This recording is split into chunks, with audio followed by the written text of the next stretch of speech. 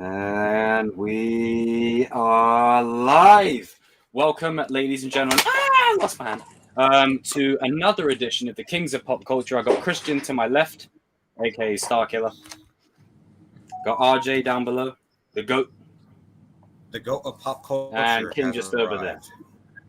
What's going on, people? Now, in this stream, but first, before I go any further, Lisa, Cobra Kai World, Tristan, Savage, Kirio, and everyone else in between. Welcome to the world. Hey, what's up? Welcome. Jamie Clark. Abbas joined. Well, hello to you too, Shamoon. Now, okay. Shamoon's in the chat? Yeah, stream agenda. The stream. Get up on in the stream, man. Join us. Join us up here on the grand stage of them all.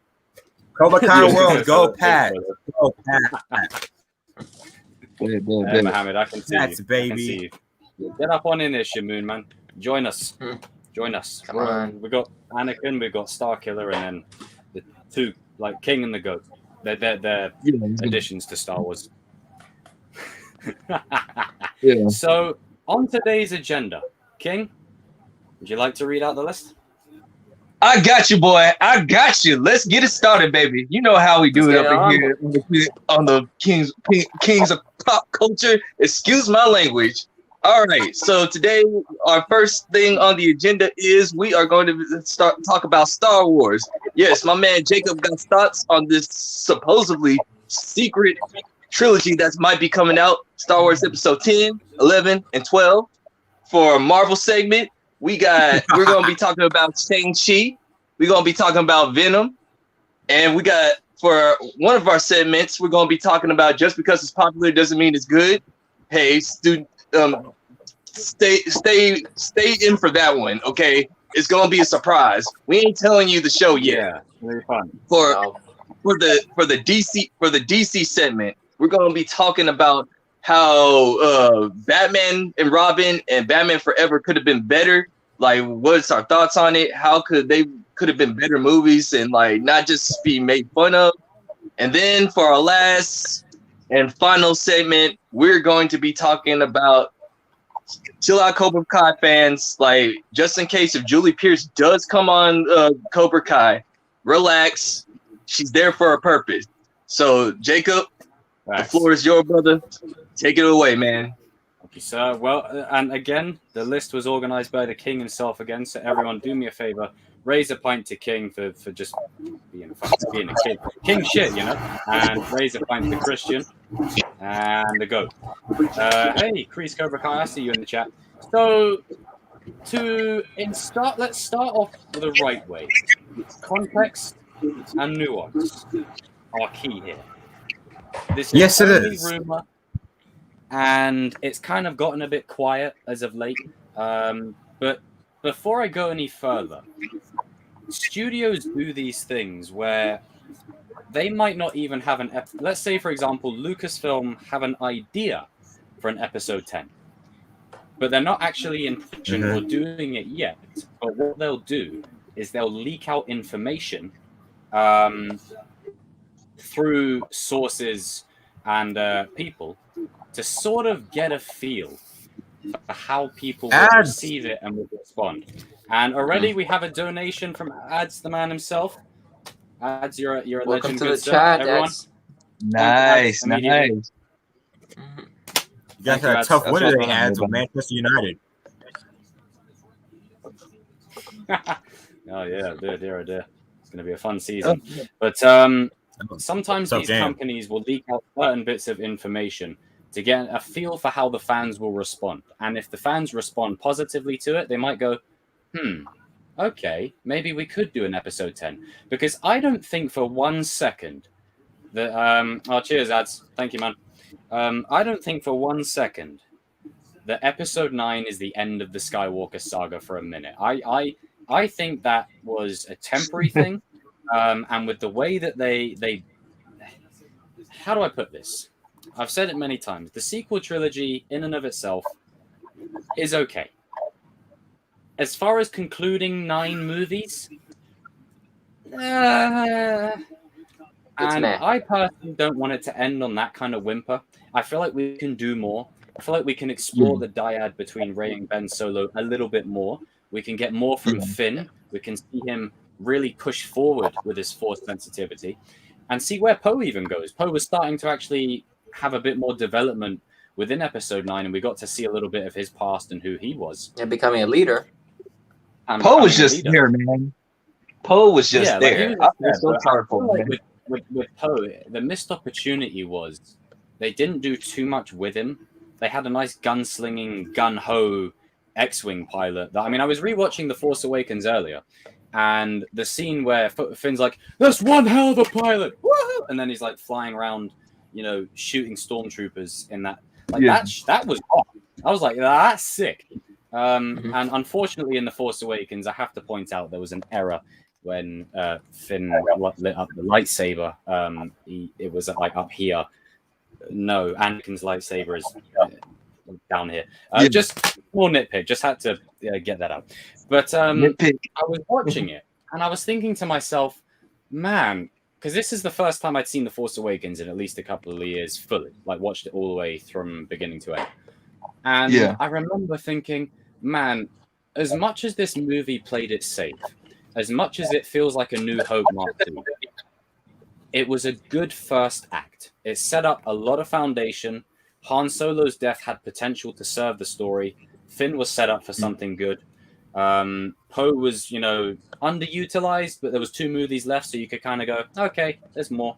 And the fascination of Rey, and these new characters. And then Luke was at the end, and, she's holding out the lightsaber and the score, and it was incredible. I was crying. It was amazing. So I just feel like there is a lot more room to do something with these characters down the line. And I wouldn't even be surprised. I don't think we'll see it soon, but I think we might see it in maybe the next 5 to 10 years, an episode 10. There is no doubt in my mind. I'll be 30 years old then. At some point. And I think with that, the route that you go down is you focus less on tying up the saga and you focus more on the actual trilogy itself that they're doing. I think the thing is, with 1 to 6, it was such a mainline story, beginning, middle, end. But George Lucas always had a vision of 1 to 12 movies. Like he was tempted to do 1 to 12. Then he changed it to 1 to 9, and then he did 1 to 6. Well, he did 4 to 6 and 1 to 3. And he was going to do 3 more, but after all the backlash that the prequels got, he said, "No, I've got to get out of here. I've got to get the." He switched to be a dad. Yeah, he became a dad. It's either continue a trilogy or be a family. Yeah. So I hope that there is an episode 10, because I feel like we were just scratching the surface of something good. The connection between Ben and Rey, whether it's romantic or whatnot, that's like that can be. Space cousins. That can be up in the air. Alabama. That can be up in the air. But there is a connection there. And in episode 7, it's there the minute their minds link. So there's something there. And then episode 9 introduces the concept of the dyad in the Force. And I'm like, okay, that's cool. It's like Revan and Bastila from Legends. Let's do something with that. And they introduce it. They don't expand upon it. And then they kill the other half off. I'm like, no. You don't do that. You don't do that. No. But they've killed him, so they can't really bring him back. Otherwise, his sacrifice means nothing now. But what you can do is maybe have him guide Rey on her new journey to train the next generation of Jedi. You could have Luke watching over her. You could incorporate him more into it. And having the Force Ghost sort of really saying, hey, don't do this, this, and this, because it will lead you to this. Take what we learn from our mistakes and go forth into something new. And then Finn a lightsaber immediately. If there's an episode 10 in production, who knows?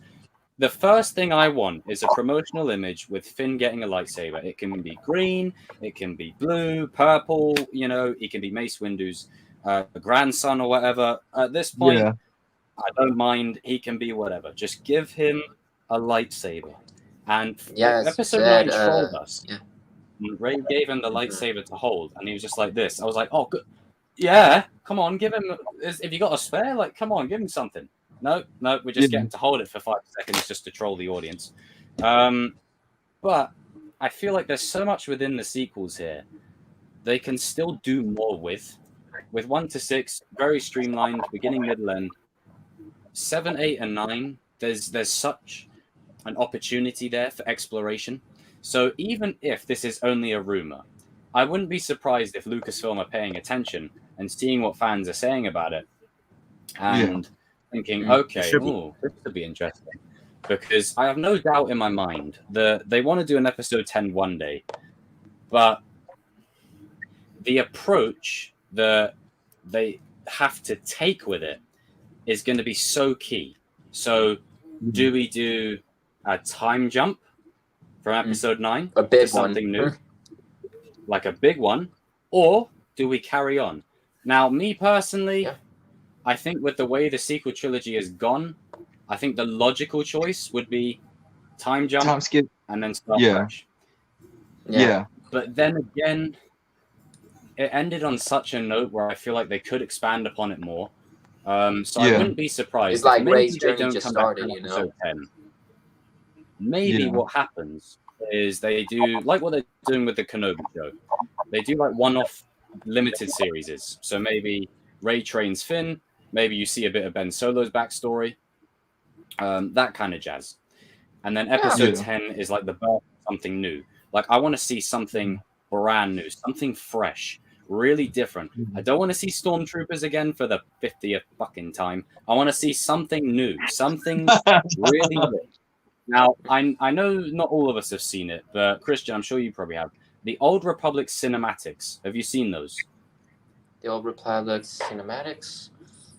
God, if you haven't watched them, I'm sure some people in the chat have, but basically what they have is multiple factions at once. So it's not just like the Sith and the Jedi.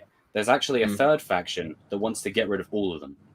I think that would be very cool. And with the way episode 9 ends with Rey with the yellow gold lightsaber, that could plant the seed for the third faction to say, hey, you both, like basically the Eagle Fang of Star Wars. Okay? So you got Cobra Kai, the Sith, you got Miyagi-Do, the Jedi, and Eagle Fang come in there, you know. So basically, they're like the independent Jedis or whatever, or they're more like the gray Jedis. They're like, you both are stupid. You think it's just, let's be evil, you know, bad guy, and then you guys think, hey, let's, you know, love, you know, you're both stupid. So take the best of both, third faction, and just do something like that. Because I tell you, it would be so cool. And I know this could be a problem because it would be whether they... If anything I learned from the sequel trilogy in regards to Lucasfilm, the one thing I saw was that The Last Jedi took risks. I get it, but... Well, I mean, took risks. I mean, it basically just took everything that was here and screwed it up over here. But... And then The Rise of Skywalker did the same thing. But I mean risks in terms of branching out different kinds of characters. So not necessarily just Jedi or Sith and Stormtroopers and Rebellion. Maybe different kinds of people. Introduce the bounty hunters more. Introduce the incorporate them a bit more. That's what I love about The Mandalorian is it's doing that. We're getting to see the underworld a little bit more and bring that forth into it. Because in the Old Republic, what you have is you have Sith working with bounty hunters, working with smugglers and all that kind of jazz. You have Jedi working with bounty hunters. Like everyone's kind of working with everyone because it's like this massive war. Something like that, where you bring in a third faction, and that would change the dynamic of Star Wars to its core. Because in each trilogy, Sith, Jedi, Sith, Jedi, Sith, Jedi. Then you got clones, droids, but they're basically stormtroopers, but they're clones. Stormtroopers, rebels, Stormtroopers Mark II, Rebels Mark II. Change it up a bit. Do something fresh. And that's why I appreciate the battle droids as I do, because even though, you know, Roger, there's something different, you know, other than just Stormtroopers go around. You know, it was a different spin on stuff. So I feel like if you're going to do a brand new trilogy, do a time jump, use episode 9's ending to plant the seed and do a third faction. Maybe Rey starts it with like the Skywalker faction or something. The balance between both, and it's about possibly being guided, of course. Yeah, her passing on the knowledge to like a new generation, something like that. I would love that. That would be good. What would be good? I think what's gonna happen is maybe Rey is gonna always see Palpatine in her eyes. In her eyes, in my honest opinion, like a hunt, being haunted, right? Yeah, like he's gonna haunt her every time. Like anytime like she's fighting or something, you could just hear him just saying, "Yes, do it now." Stuff like that. Like I can see them going through that. Like she's battling with PS.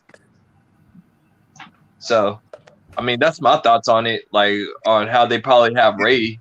Like I don't think she's gonna be like 100% like like in the mind, like to be like a Jedi master. In my honest opinion, but that she needs to work the mindset first because in episode 9 we saw all the indications how far she'll get pushed to the dark path.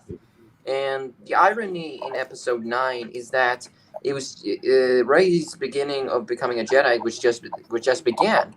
And if we did get episode 10, we might explore her continuation with her training alongside being guided by Luke or Ben. It could be other Jedis that can be guiding her in a new planet, but it could be a planet that Jedi's used to go. I don't know. I think it could be different planets around in Star Wars that we don't know much. And or maybe something in mythology. Yeah, something like that. Like that planet that you're talking about, you can see Mace Windu's still being on there, like just taking care of it. I mean, I'm serious, Luke. You never saw him die, so like like she's entering, like she can probably sense his force all the way from a different planet or whatever. I have it pegged that.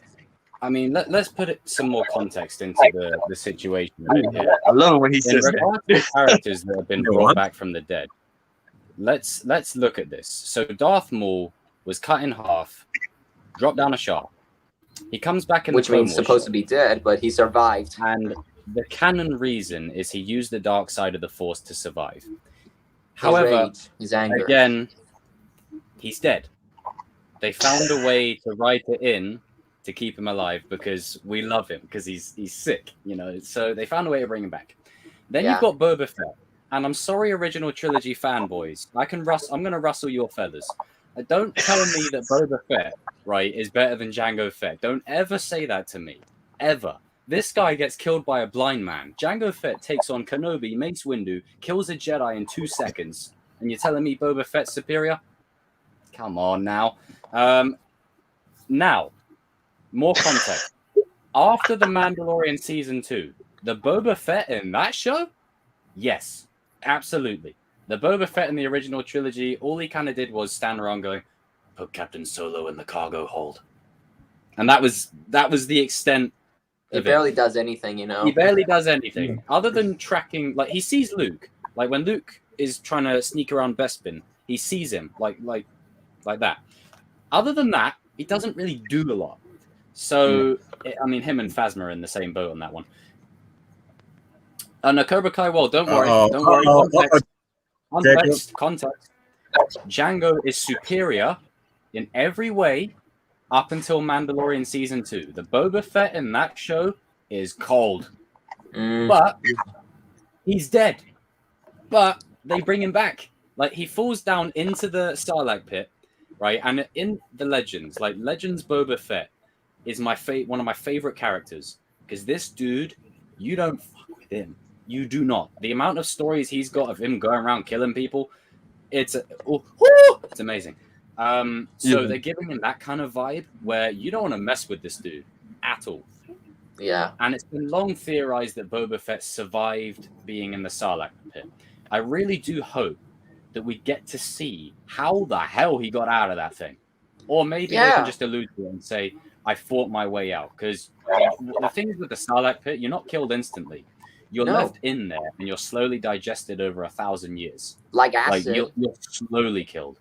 So acid, man. It would add this is to gonna his burn you out. badassery if we see like the mark, because we can see them, like the marks and the scars. And his face, Other than that, they brought him back in the show. The sequels didn't. So I think that tells us that, they didn't really intend for him to come back. But because like we want more and the fans love him, they found a way to bring him back, which I'm happy for, as long as it serves the story, which it does in season 2. It serves Din Djarin's story. It adds to Jango Fett's story of whether he's a true Mandalorian or not, which is great. But characters like Maul and Boba Fett, they should be dead. They should be dead. Yeah. Done They out. could have been. If they're brought back and they're given badass, like they're not just brought back and saying, "Hey, we're back." They're badass when they come back. Mm-hmm. If they do that for Mace Windu, I'm all in. And if there's ever a time for it to happen, I think there's two things you can do. You can do a flashback in the Kenobi show, because now you've got a live-action Ahsoka. You've got Temuera Morrison back. In that show, I want a flashback, Hayden Anakin, Ewan Obi-Wan, Temuera Morrison Captain Rex, and Rosario Dawson's Ahsoka, just for a small scene. First time we see all the Clone Wars characters in live action together. Woo! Yeah. Or you could bring Samuel back. That would be sick. I'm just throwing it out there. Or you could bring Samuel L. Jackson back for a little flashback of him and like Ewan, like, cutting down battle droids or something. Oh, I would cry, because they brought the battle droids back in Mandalorian. They brought the super battle droids back. It was ironic to see these if you're guys gonna back do again. it, there's one show you bring him back in. If it's not the Kenobi show, it's the Book of Boba Fett. In the Clone Wars show, Boba Fett tries to kill Mace Windu. Bad blood between Boba and Windu. I would absolutely love, because one of my favorite things in Attack of the Clones, as much as it's one of the weaker Star Wars movies, is the shot of young Boba Fett holding Jango Fett's helmet like that, and you just hear the score, just the score play. Pay that off with Now listen, I know I said Jango Fett was the dude. If we see Boba Fett take out Mace Windu in canon, live action, there is no doubt he is the best. Yeah. Because by this point, Mace Windu he'll be screwed up. Like, he'll be mentally scarred. He's missing an arm. He was fried to pieces. He was thrown out of like a 500-story window. So if Maul can survive, and if Boba Fett can survive, and Samuel L. Jackson wants to come back, and it serves another character, then I'm all for it. It'll be cool to see Samuel L. Jackson, because he wants to do it. That's just the thing. Like, he even said it. Like, I want to come back. The thing is, if we do see him back in Boba Fett, it will be so nostalgic, because it will be so the irony on Windu's eyes seeing Boba Fett fully grown. It'll remind him too much like his dad when he wears that helmet. Bad memories. Absolutely. And pretty much it's gonna be crazy if these do come face to face. The thing is, for me though, as much as like it's great to see Boba Fett back kicking ass and really doing something great live action, Maul as well, like Darth Maul, like rewatching Revenge of the Sith now, knowing that Darth Maul is in the background fighting Ahsoka on a Republic ship that's going down, like as Order 66 is happening, like this is great. But my only problem with it is it starts to diminish the effects of death within the story, where death is infinite. That's what I felt as well. That's the only problem. And with Boba Fett's story, you can kind of see him surviving, because it is like he's come out of there scarred. Like he's bad. Like he's missing. He's limbs. a bounty hunter. He has to do what he has to do to survive. Yeah. He probably fought his way out of the inside of that Sarlacc pit and lost at least half of his body. Darth Maul was brought back using Night Sister magic. So if you're going to bring back Windu, just do it carefully. Do it as very carefully as you can. But other than that, if there's any other character that can be brought back, no more. No more. And tying into the story... Go ahead. I was just letting you guys ramble on, because I'm kind of Star Warsed out, but just talking about a potential sequel trilogy. What I wanted to say is that I think that right now, I said this yesterday to y'all, I think that Star Wars and Disney should just focus on the shows for right now. Just for right now. Like I agree. Mando season 3. Yeah. The Kenobi series. Kenobi. Kenobi. That Kenobi. Ooh, I cannot wait I'm for doing that. Like that. I might cry on that. And I just I'm ready for that one. I think that basically what they should do is before they get to the sequel trilogy, make movies like about like other characters, like create new characters. Kind of like I would like to see a Bad. Yeah, I would honestly like to see like a Bad Batch type movie, like live action. That would be cool. Because I think that would be really interesting to see that'd be cool. Potential. Not trying to say like you should make a Crosshair live action. I mean, if you do, you do. But I would actually kind of like to see that. Crosshair is like one of my favorite characters on the Bad Batch, and I feel like you know why Crosshair is. Yeah, and I just think that with the sequel trilogy, if Daisy really wants to come back, then I mean, I would like to see a sequel trilogy, but I will. I mean, what I would want to the others one. Yeah. What I would want to get out of it is if we're going to get characters, I don't want one thing forced and the other thing, this character is not the justice that he deserves. For example, Finn. I don't want to go that rabbit hole again. I'm not going to like rant on that, but just my example of, you have to, they didn't treat the characters right in the, in this sequel trilogy. They didn't treat the characters right. They didn't do Ren justice. The only character they did justice was Kylo Ren. Even though I still don't like how they killed him. Still not great, but I feel like he's the one constant. And don't bring back characters just to kill them off, like you did Luke. And Mark Hamill was very upset about that. And you did it with Harrison Ford's character, Han Solo, and you just gotta really make me feel earned and make me feel invested with these characters, because I think the biggest problem with the sequel trilogy was that we weren't. I don't know about you guys, but we weren't really invested in the new characters. We were invested with Finn, but they just pushed Finn to the side and they did him dirty. Yeah, and we were invested, but we weren't invested to the point of these new characters are in. We love them. Let's kill off the old ones. It would be like if Cobra Kai did it. So Johnny meets Miguel. Johnny dies the next episode. Miguel's now leading the show. Like that. That's what it would have been. Yeah, that's what I felt like. You can't do that. Yeah, and it just goes back to what Jacob was talking about in the trailer. You don't say he's the Jedi, and then just leave us blue bubbled like that. I was watching The Force Awakens earlier, and he does it right, and he just, as they're preparing for battle, he pats Finn on the shoulder, and I'm like, PTSD to the trailer. Oh God, I know where he ends up. Because I know where he ends up. The Force, the Jedi. He pushes Finn on the shoulder. It's like basically going to the audience, going.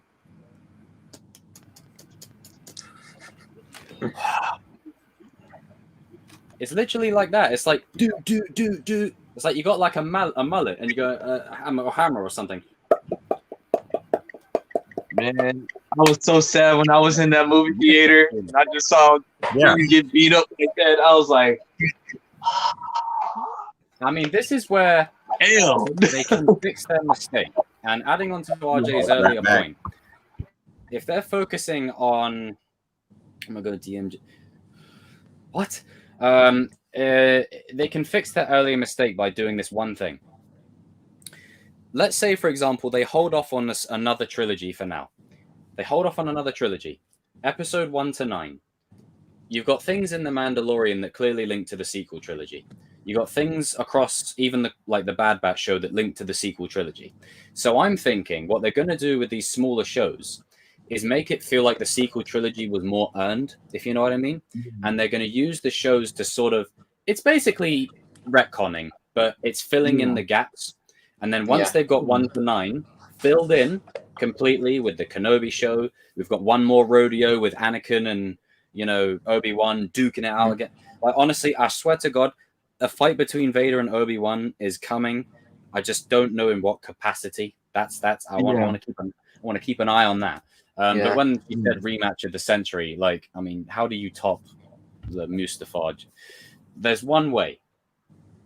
If you've seen the Rebels duel between Ahsoka and Vader, that same kind of fight with Obi-Wan. Oh, but we use the shows to fill in the gaps. 1 to 9, fill it, and then maybe you give him like a spin-off series, limited run, maybe of him training as a Jedi or whatever. Like, I don't think even Rey should be a Jedi now. I think she should be a Skywalker. Like, the ending to me is symbolic. But no Jedi, no Sith, Skywalker. Something new. Third faction. And Finn is the first in that new line. And Rey is like the passing of the old guard, if you know what I mean, because she's, you know, Palpatine. So then she moves, and Finn's like the new evolution. Yeah, I was just about to say, like, we can get those kids that was left on that planet in the second movie. I mean, that was a big opportunity right there too. I was like, okay, they're coming back for the kids to be the next Jedi Order. That makes sense. Nope. More blue balls. Maybe they wanted to make sure that Ben Solo actually like went back to the light side, just in case he was like, "I'll finish what you started, grandfather." Master Solo, there are too many of them. What are we going to do? It's like when I saw the kid use the Force to pick up the stick, I said, like, oh, snap. Okay, this is the only good part of this movie. Like, that's it. I think that's why Rian Johnson put it there. I think Rian Johnson put that there to say, hey, whoever's next after me, use this. And this is the problem. That's all. I want to point on that. After you finish, I want to jump on that. Cool. Force Awakens. I was saying after you're done. Yeah. Oh, sure. Force Awakens, strong. Last Jedi, strong. Rise of Skywalker, strong. Collectively, it's kind of like you're going here, then you take the route down, you know, Route 66, Order 66. Then you go, you know, back like to George Washington Bridge.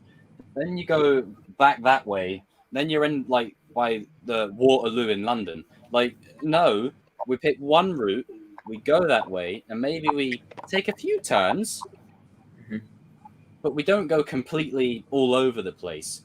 And that's the main problem. And now we've got to rely on these like smaller shows to kind of fill in the gaps to make it make more sense. Which, I mean, I'm happy in a way because it enriches the lore, it makes it feel more earned, but it's just very sketchy. RJ, what were you going to say about the other thing? Another thing that I think is really important when they do the new sequel trilogy, which we know they will. It's just not confirmed, but we know they will. Yeah, the money eventually. Not if, you have to have a director. You have to have a director, one director that takes on the vision, and if he has a good vision, you hire him. But you do not change directors. That was the biggest problem with this trilogy. They had two conflicting You had two directors, completely different visions. We can't do that. That's the biggest problem with this trilogy we just had. You can't do that. Yeah. Or what you do is, and this is a slippery slope, and Marvel's gotten stick for this, like from creatives in the industry, but you have them handle the story aspect, and the directors just handle certain aspects as long as they're agreeable to Lucasfilm story plans. But I think it's better to play it safe, have a clear vision, a clear outline where you're going. Like, not detail to detail, because you want some creative room to change a few things, or maybe that doesn't work. Maybe we can do this, but at least know where you're going. You know, like, I think the problem for me is after rewatching The Last Jedi a couple of weeks ago, I saw that Kylo Ren was given a platform to shine, but my problem with it is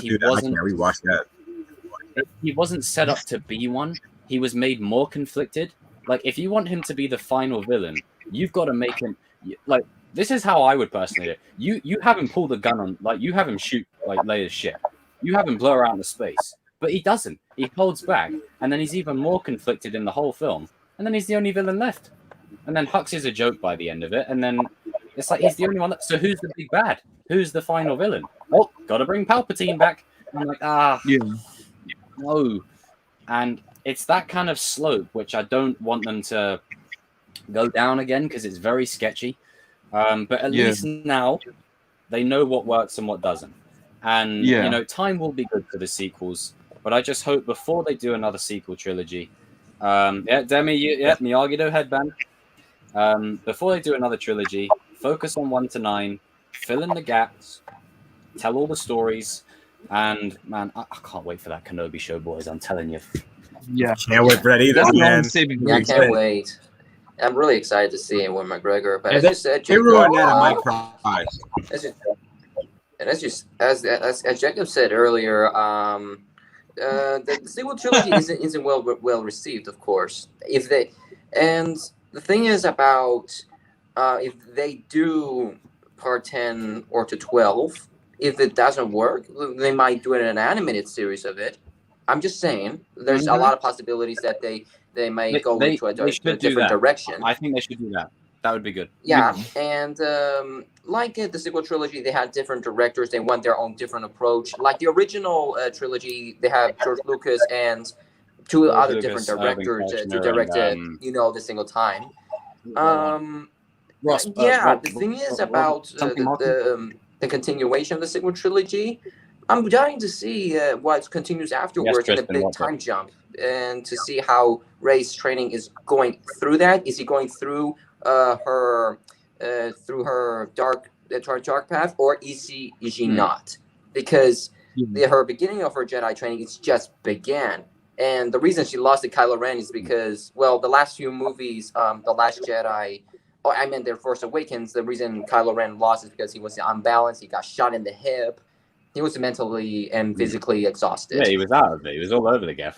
Yeah, and the Rise of Skywalker, Kylo Ren proved why he's superior is because he has a lot of training. Most of the training, he is more experienced, and pretty much he utilizes the cross guard much easier, because in the comics he didn't utilize the cross guard that well, because the first time when he ignited it, when it was cracked the crystal, his lightsaber just got destroyed the top side. So he had to create a different set of it so he can contain it.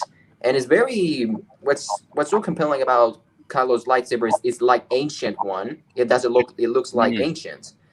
And it looks like it's much heavier, it's unstable, and pretty much he wields it. Yeah, the Kyber crystal one is cracked. So it's like unstable.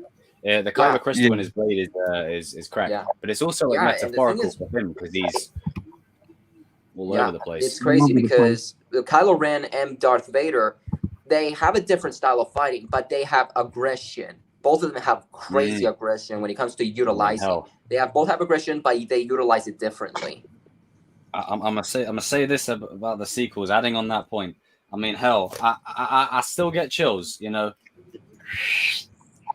Han Solo shrug, like Han Solo and Anakin in one, baby.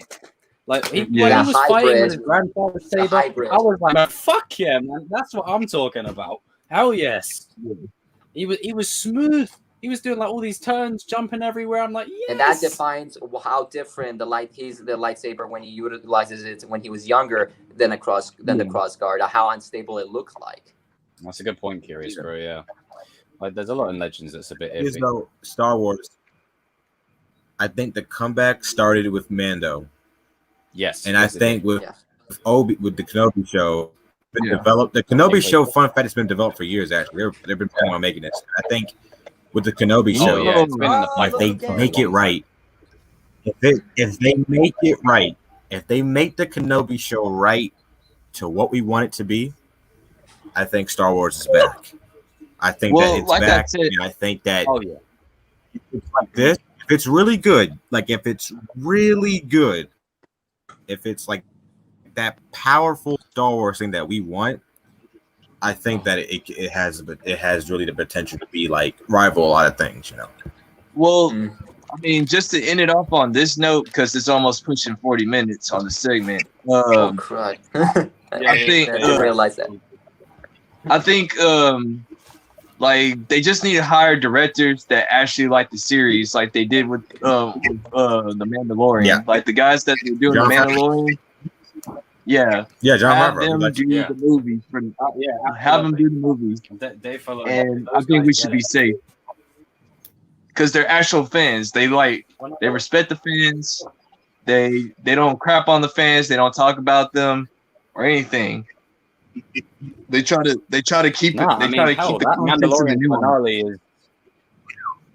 Yeah. So, I guess we can go on to our next segment. We can do. We can start with Marvel. And Jacob, how did you feel about Shang-Chi, my man? Since you saw it. Shang-Chi. You know, it actually it surprised me. It was a lot better than I thought it would be. It was actually really solid. I enjoyed myself with that movie. Really a lot of fun. I won't say too much just in case, because I don't know how many people in the chat have seen it. But overall, solid. I enjoyed it. I think it was very endearing as well. Like it wasn't too generic for an origin movie, which was my big worry going forward. Is that here we go, we've got another origin movie. Ugh, let's just get this out the way and get to the sequels that we're all here for. But it was just get good. straight to the point. Good. Yeah, as Curious Crow, I think that I agree with Crow is that there's a lot of it that does feel rushed. I did enjoy myself watching. Curious Crow. I did enjoy myself. Made a valid point. Thank you. Had a good time, and I think Shang-Chi's a good addition. And I'll say this: they address certain things within MCU that are Ten Rings and Mandarin related or otherwise. They do address it, of which I'm happy about. They address it, so I'll say that. And I enjoyed it more than Black Widow for some reason, even though we had Black Widow longer. Yeah. Christian, how'd you feel about it, man? Okay. Yo, he's not spoiling anything. Chill out. I ain't spoiling shite. What? Oh Lord. Okay. As I said, it's not spoiling anything. Calm down. Jesus. No spoilers for this. Mm-mm. No spoilers. Yeah, no spoilers. Okay. Overall, I enjoyed it. The fights were great, and I have to from this moment. I'm gonna give a big shout out to Marshall Club Andy Lee, who participated into the movie itself. He did a really terrific job playing one of the bad dudes when he faced in the construction. Well, never mind. I'm not supposed to say anything.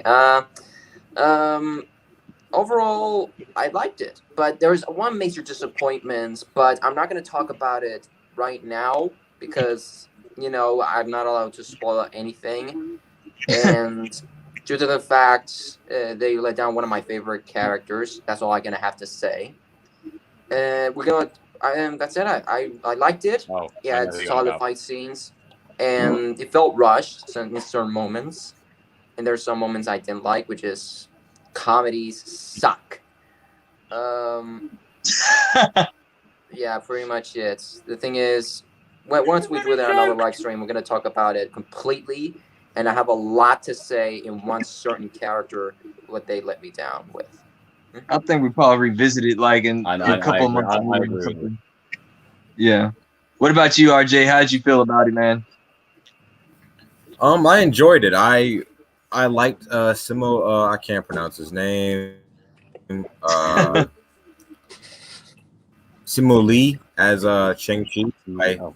I really thought that he did a great job as a character, and surprisingly, like Awkwafina was pretty good. That was very surprising because I just thought that she was gonna be like the same old Awkwafina, just say a bunch of funny stuff, but she was pretty good, And I really liked Shang-Chi's. Wait, I can't. Never mind. Okay, but I'll say it off stream. But yeah, it was very interesting. I really liked it. I'm really excited for the future of Shang-Chi's character, and I think that he's going to be in the new Avengers movie. I'm really excited for it. That's what's up. Hey, Yinko, we're talking about Shang-Chi now. How did you feel about it, man? I haven't seen it yet, but I mean, it looks cool. It looks cool. Okay. That was fast. Okay. Yeah, it's a good one. I'll just put it like this. This is my thoughts. I thought it was a good movie. A solid 7 out of 10. I just felt like it was Chinese Wakanda, though. That's how I felt. I felt like it was. I felt like it was Chinese Black Panther. But overall, I liked the action. I liked the fight scenes. There were some parts where they were just slow, and I was like, "Okay, can we hurry this movie up?" But for the most part, it was pretty decent. Like, you know, I thought it was cool. I thought it was all right. Solid 7 out of 10. I think you guys should go ahead and watch it. It's good. I liked it. It's the best. It's gonna be bold, but it's the best origin story movie. The best origin. Put that in keyword origin. Since the first Iron Man, because I agree. Because like, hey, listen, I'm gonna be honest with you. Origin movies like a lot of origin movies like Thor and Captain America: The First Avenger, they just felt like movies trying to introduce the characters so fast so we can get to the next, thing. And especially with Incredible Hulk. So that's why basically said, "All right, let's just get this out of the way." Yeah. I thought that's what it felt like. I mean, like I thought the martial arts scenes were like decent. I like how him and his dad had the final battle at the end. I kind of like that homage Dragon Ball Z a little bit. So I thought that was pretty cool. Like he pretty much was doing like a Kamehameha wave. Yeah, that was pretty dope. I mean, all I can say without giving all I can say, if you guys haven't seen it, like it's pretty much like a daddy issues type of movie, in my opinion. Like a daddy issue that like he has a midlife crisis. If that catch my drift, like he don't like none of his kids. Basically, like he blames them for everything. So, I mean, it's kind of hard to say too much without giving out too much, man. Y'all guys need to start watching some stuff, dude. Like, yeah, it's one of them kind of films. We'll hey man, listen. I'm gonna just come out and say this though. If you guys haven't seen No Way Home, if you haven't seen these movies, Venom, Let There Be Carnage, by like the first weekend or whenever we talk about it, Halloween or No Way Home, don't come on the stream because we're talking about it. We going straight in. Like, no, we're going straight in. I can't do none of the sister stuff, man. I can't do none of the sister stuff. This is kind of hard. That's the reason why I put it a week back. Like, so that way everybody will be able to see it and we can talk about it, and then like it ain't gonna be no problem. You have to see these, like, especially No Way Home, because you're gonna get spoiled. Yeah. The thing is, like, what sucks here in my country, they're gonna release the film somewhere in 27th of the month of October. Dang. Wait, what? Venom? Yeah. You guys got. Oh, you talking about Venom or Shang? Yeah. Guys, it's really sucks. I have to wait for another close month for the one film. Dang. For Venom? Dang. For Venom? I'm trying the best I can to avoid any TV spots or spoilers. I'm trying the best I can. Trying to get I'm not. Once the movie comes out, I'm trying to go out there without anything, just to watch the movie itself. Possibly I might see it again. I don't know. Teaser, main trailer, final trailer. That's all I need. I don't need nothing else. That's all I need. No TV spots. I avoid every TV spots because it's gonna spoil the entire movie. No way. I'm not gonna watch any more TV spots. That's on episode 9. Literally, just TV spot every day. I was like, are we gonna see the movie before we watch the movie? Yeah. So, but yeah. I'll say honestly, this. I hope that No Way Home doesn't release it. I hope they don't release the trailer. I'll say this. Shang-Chi's sister is pretty fine, though. I ain't gonna lie.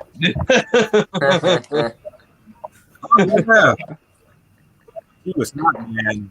She was hot. I can neither confirm nor deny. She kicked ass too. How was the martial arts in Shang-Chi? It was pretty good. Yeah, the martial arts in Shang-Chi was good. It was solid. Yeah. It wasn't. It wasn't cheesy martial arts. Amazing. Yeah, but it was okay. It was so. Like they didn't have a whole bunch of cheesy martial arts movies. Like I don't like those, dude. Like I like martial arts movies, but I can't like. There's just somewhere like if it's like way too cheesy, because there's even some Bruce Lee movies that I don't like, because it's just like it's too goofy. Like I can't take you seriously. Stop it. He is what he is. Yeah. But don't never make fun of him in real life, or else he'll tear you in two pieces. Unpopular opinion. Yeah. But like, I might make some people mad. Like, I don't think Bruce Lee was like tough like he was. Like, I mean, he could probably beat up the average person. But like, if you was to put him like in a, he is the GOAT, man. Sorry, dude. I mean, Bruce Lee he was quick and fast for what he was. He was quick and fast. He was quick, but like, I mean, if you was to put him in like an actual competition, he'd get fucked up, dog. Like, I'm being serious. Like, well, have you never seen any other tournaments that he did? Huh? You never seen the tournament that he participated on? I seen only one tournament. Like you telling me that he would not like if he was to go into like actual like boxing or like kickboxing or jiu-jitsu or something, man. Look at Abbas. Oh boy. Oh, everybody. I don't care. Yes, hate me.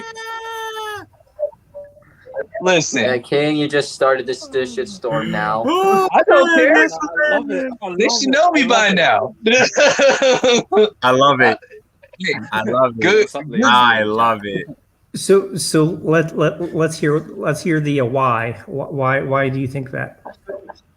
I mean, like I said, just chill out for a second. I want to hear what King's opinion is. Go ahead, man. It's basically like Hollywood. I mean, I like Bruce Lee's philosophy on life. Like, you know, combine all the martial arts, whatever you get with, you throw it away, whatever works for you. I'm cool with that. But like, I ain't never seen him like actually fight in a competition. Like, that's what I'm saying. I mean, he's a great actor. He paved the way for Asian artists. He could probably beat everybody up on this string. But like, if you was to put him in like actual like a real competition, like in MMA, he will get smoked. I do not care what anybody thinks. That's just my opinion. It is only my opinion. You can think I could be crazy or whatever. But even Boss Rudin even said that Bruce Lee would get freaking destroyed. And he's an MMA legend, dude. And he studied all the martial arts. The law, will, and testament of the chosen. But that's just me. That's just me, though. But like, no, it's fair. Like I know, like, to instill the nuance, which is important. Like, to me, Bruce Lee, he's the man. But I have heard like the counterpoint over the years to do with the fact that, you know, is it got to the point where the name is actually better than he is, kind of thing? I will say this there. though. I don't know if I would personally that agree, people kind of like. Yeah, there is a case there. Yeah, there is a case there. I do agree with King on some of what he said. I will say this though. People automatically, without the nuance, they automatically put Bruce Lee on a pedestal without even knowing about him. You can say who Bruce Lee is and what he does like this. Yeah. Oh, he did. Yeah. This. Oh, he's the GOAT. It's the same thing with they don't delve Ali. into the why. There are plenty of boxers detail. than Muhammad Ali. I'm just saying. I'm just saying, there are plenty of boxers better than Muhammad Ali. Yeah, it's subjective. It's like with any sport or anything like that. It's like the name is bigger than anything in and of itself. Like you could have people who fight in undergrounds that could kick Bruce Lee's ass, but because Bruce Lee is Bruce Lee, take the Superman thing for instance. Oh, who's the strongest? Superman. It's like no discussion, nothing else, just Superman. And I mean, well, to be fair, that's all I'm saying. Right Show me about some 80% proof. of the time. That's all I'm saying. Show me some proof. Like I seen like videos of him doing the 1-inch punch and stuff like that. That's cool. I've seen videos of him like breaking stuff. I've seen plenty of people do all the stuff that he's doing, but I ain't never seen him actually suit up, get some gloves on, and actually just like fight. You know what I'm saying? Like let me just see it. Like, let me just see him like do like at least a couple of competitions. Something like, yeah, your philosophy of like this is the reason why I don't fight because of I gotta say because of competition, because of judges and all that. That's all fine and dandy. You can have that philosophy or whatever, but as me just watching as a sport and competition, I think he'll get smoked. But that's just me. Like I said, that's just me. You don't have to agree with me. And like I got in plenty of debates with these people, and people get mad, like they want to like throw down with me. I said, like, dude, it's just my opinion. Like for all the, you know, like I probably got hit across my head so many times.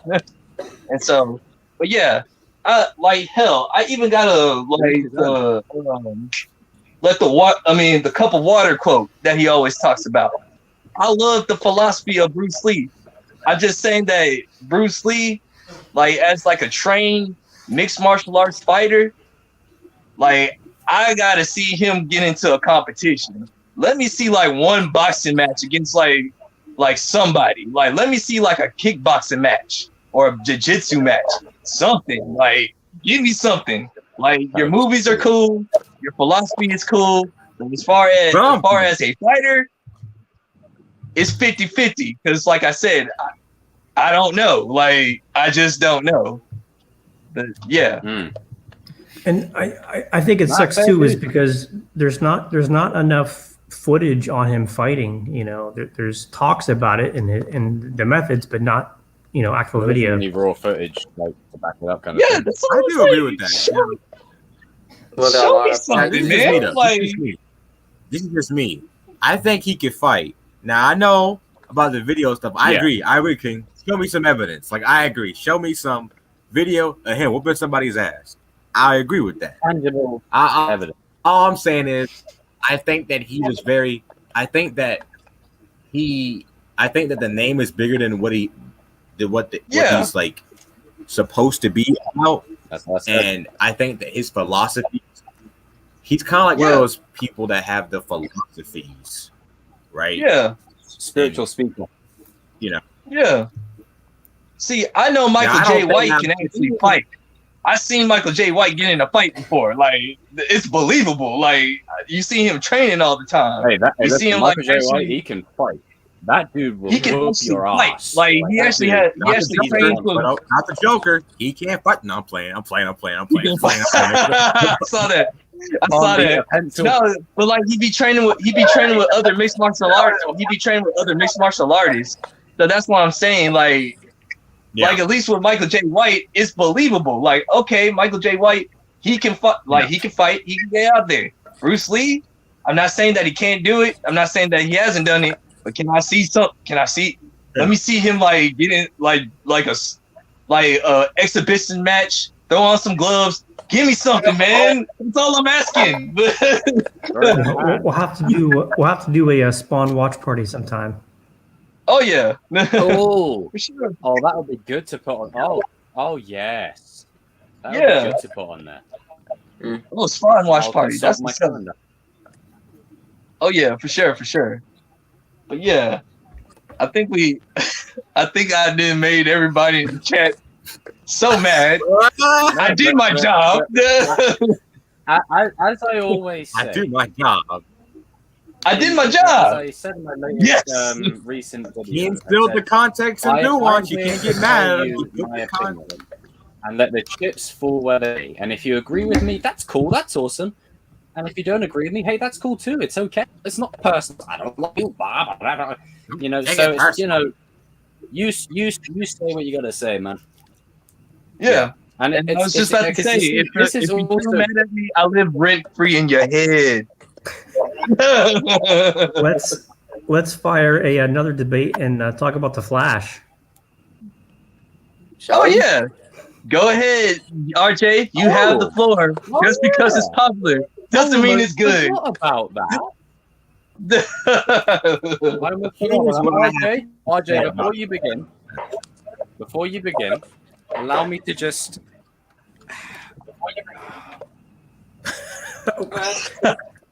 Go ahead, RJ. You Where's the floor. Where's the sock? He's got the leg up. That means the mic's about to be dropped. Before I even talk about the Flash itself, this isn't just going to be about the Flash. It's going to be about the CW needs to stay away from comic book characters. Absolutely. I actually tried to watch the Flash. I tried to watch the Flash a couple months ago because somebody recommended me. He said you should watch like the first 2 seasons. Oh, I agree, Cobra. I only watched the first 5, and I said no, I'm not doing it. Reason being is because when you cringe comic book characters, that is where I check out. Unless it's like a Squirrel Girl, fine, whatever. But if it's the Flash, oh hell no. No. You don't do them things. Cannot. Even with Superman and Lois, I'm not watching Superman and Lois. You want to know why I'm not watching Superman and Lois? Because DC and Warner Bros. Have failed to give Henry Cavill his second Superman movie. Why should I watch a CW show? Why should I watch it? I don't even like Superman like that, but I feel like Superman fans should get the justice they deserve. And I hate Superman. I hate him to death. I want Lex Luthor to win. I'm that one asshole and I think wants Lex Luthor to win. But still, it's fine. Whatever. Oh, damn. Well, I want to go that far. Go down. But listen, Superman, I still watch, but still. Superman and Lois, I don't know why people like that show so much. I tried watching it. It's the same thing as a CW show. It's just a little bit better. I've heard that it is a little bit better, but that's mostly because HBO are more involved. But I need to watch it to sort of see it for myself. HBO is involved with the CW? Yeah. Yeah, so basically with Superman and Lois, what? It actually looks. And You never I'm gonna knew say that, that did you? the right way. It's just. Are they involved now? Or have they been involved? Because they've been involved. So basically, it's still CW Connect, but HBO are funding they must it more, not care that much. They must not care that much because they ain't so working. the effects are more, but they're not. Like the level of how much they're involved, I have no idea. I mean, I've seen a couple of clips and already, cringe. But I'm tempted to watch a couple of episodes just to see. But only watch 2. Not watching. But no. This is ridiculous because even with the Flash, I only watched 5 episodes. They're just trying to make him with these relationships. Too many characters, and you can't Game of Thrones comic book characters unless it's Infinity War, okay? And Crisis on Infinite Earth, I hated it. It's stupid. You're not alone. I hate that. I hated it. And I even tried to watch Arrow. I couldn't watch it. Like I can't watch these stuff. Like I can't watch. Could you imagine if the CW had characters like Batman and Spider-Man? I think I would sue. Yeah, being for real, because this is. I'll say that. I'll say one thing. There's only been one goated show on CW, and you guys already know what I'm talking about. Smallville. Somebody save me. Smallville. And then after that, it just kind of went. After that, it just said boom. But the Flash was horrible. I don't care if people say that the first seasons were good. I'm not watching. I don't care. It's trash. CW should stay away from comic book characters because the CW is not for people like us. It's for girls, teenage girls, to say, "Oh my God, Archie and Veronica are kiss! Ooh, yay, yay!" It's just for them to just like these characters. The CW is the home of shippers. The home of shippers. Just for them to make these shows, like these edits. Dude, the last time I watched a CW show, bro, like it was like I forgot which one. I think it was either the Arrow or the Flash. Like the dialogue was so bad. Like it's just the king. CW shows are like the king of dialogue, bro. It's just bad dialogue. It's either staring or talking, staring or talking, talking a little bit of action, but a little bit of staring and more talking. Like get to the point. What are you trying to do? The formula. Every CW the dialogue episode, is just trash.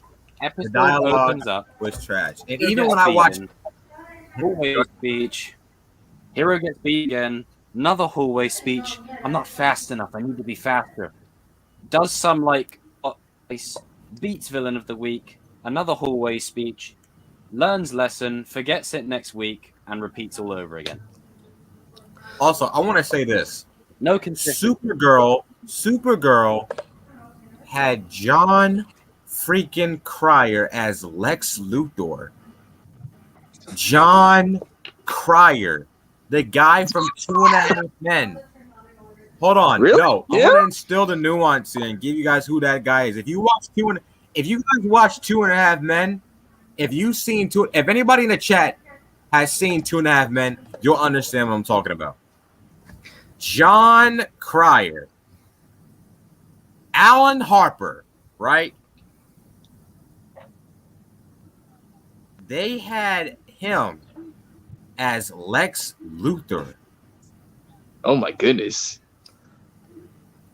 It says in January. It's gonna be this guy. This guy. I can't take him serious. No way. Jesse Eisenberg was more intimidating than him. Oh God, damn. It says this is on Google, but in January 2020, the 5 series running on the CW: The Flash, Supergirl, Legends of Tomorrow, Batwoman, and Black Lightning. I'm not gonna talk about Batwoman. I'm not gonna talk about it. But anyway, wow.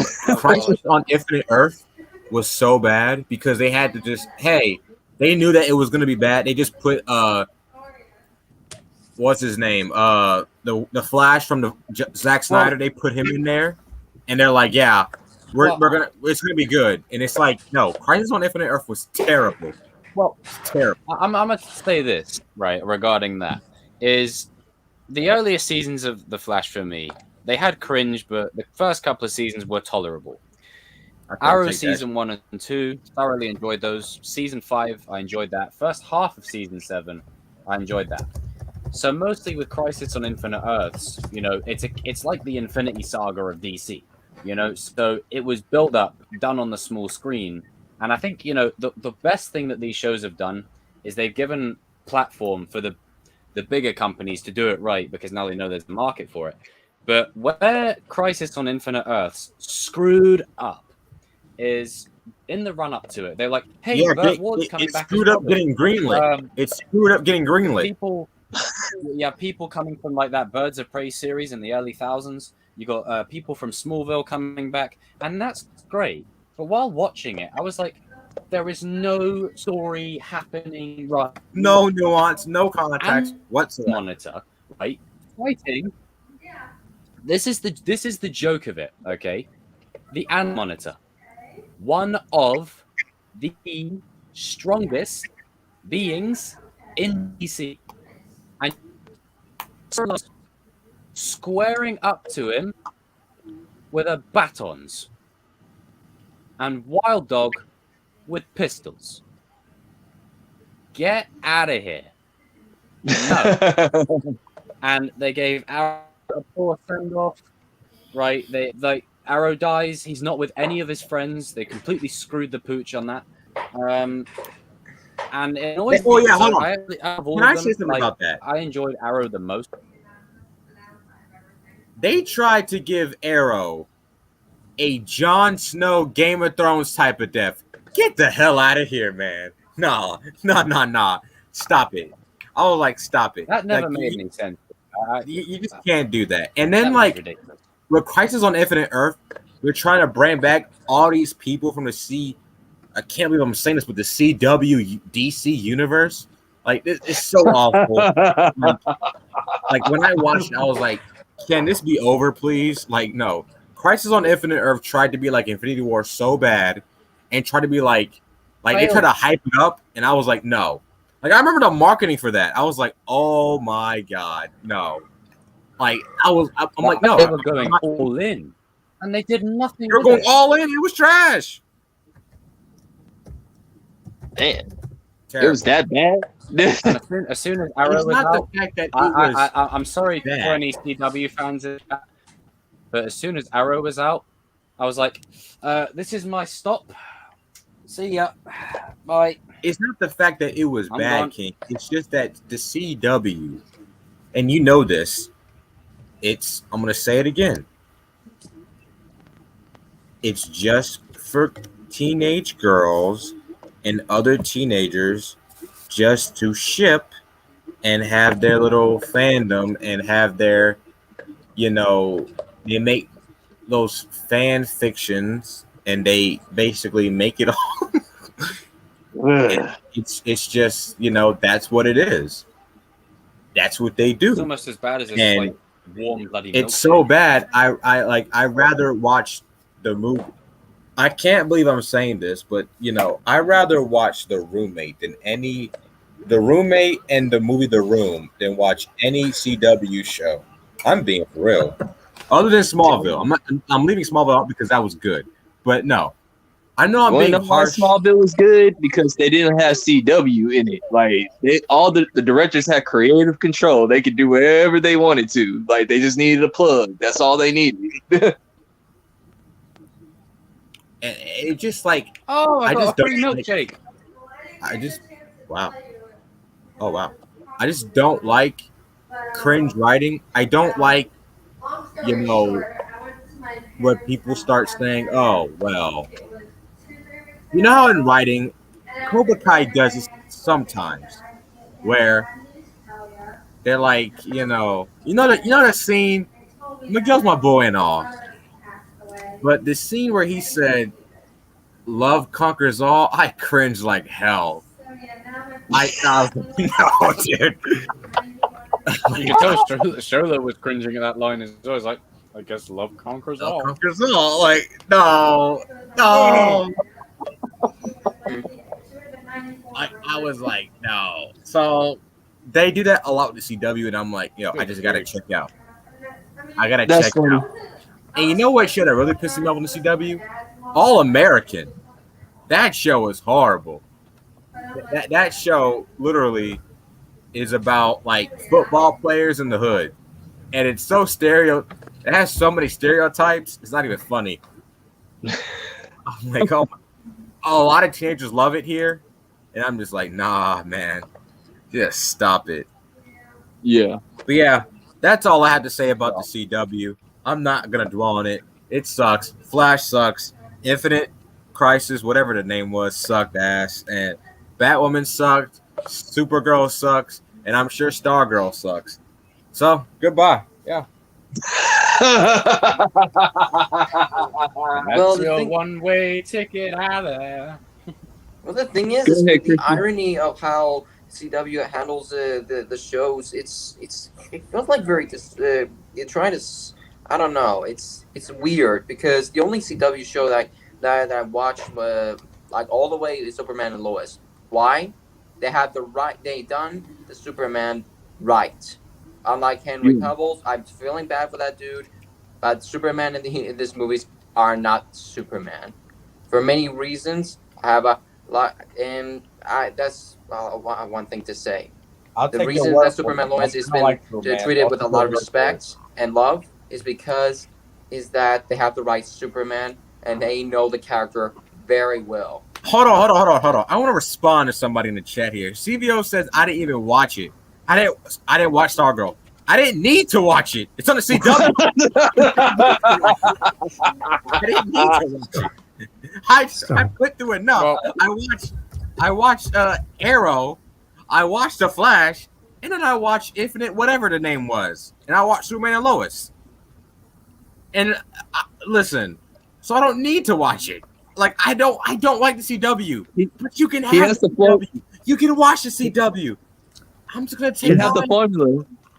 You like that? That's fine. Don't let my opinion change you. Don't let it change you. Okay? But I like. Otherwise, I'm gonna take you down. Yeah, exactly. It got renewed for a third season.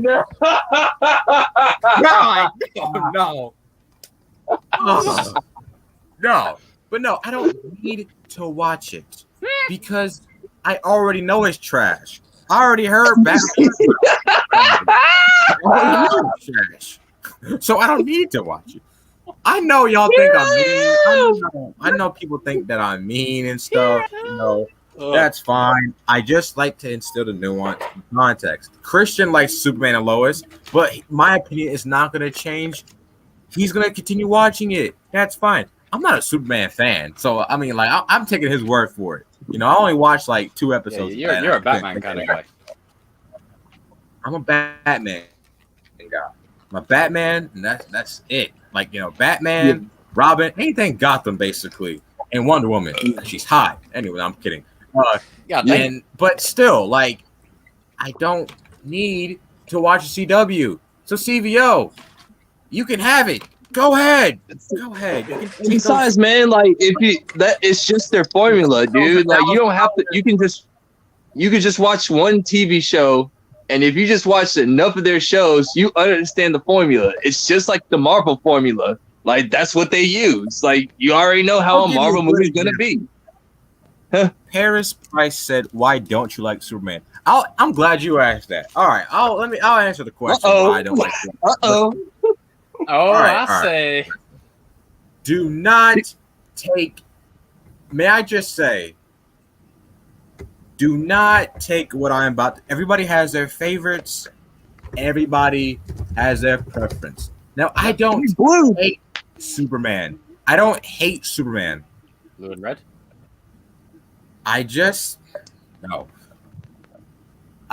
think that he's kind of a bitch. All right, let me explain. Hold on, let me explain. I thought I was gonna get hated today. They definitely gonna hate you in the next minute. Think that Man, I need a controversial take up on there. As far as comic wise, I didn't like him because he's just very boring. He has no dark side to him. Like my favorite characters are characters that, you know, like Spider-Man and Batman. They always have a dark side to them. I like them. So Superman does have a dark side. Yeah. Just don't kill Batman and just don't kill Lois, and then you'll be good. Like, I mean, when you remember when Superman becomes president of the whole entire world, I mean, that's pretty dark. It's not just the fact that I don't hate him. It's just the fact that he's just very. He has no flavor to me. You know, when I read the comics, there's no. I think I know what you mean. Like, it's like he's too perfect almost. Like there's no like underlying kind of like the whole kryptonite thing is invented to basically give him a reason to bring him from here down to here. Yeah, like, and I love Superman. Like, Superman, that's my boy. But Batman is by far and above a dude. I'm that one dude in the theater that roots for Lex Luthor. That's just me. Like I just don't. I like listen. Like I like the only Superman character I like. It's Lex Luthor because he's just he's one of my favorite villains. I had to be honest with you. He's an awesome. But it's just Superman.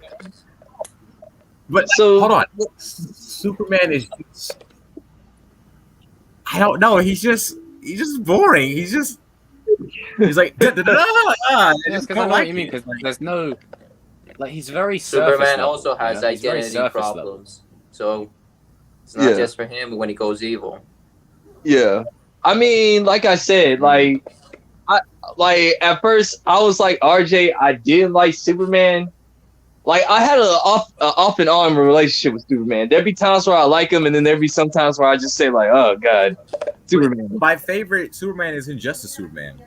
But that's what I'm saying. You like the evil President Superman. Like that's what it is. Like, yeah, you like the evil Terry just Silver, Robbie Keane's slick back Superman. Yeah, I like it, man. I need it. He's basically the president of the whole entire world. Like he takes care of the whole entire world. Where like he hears everything.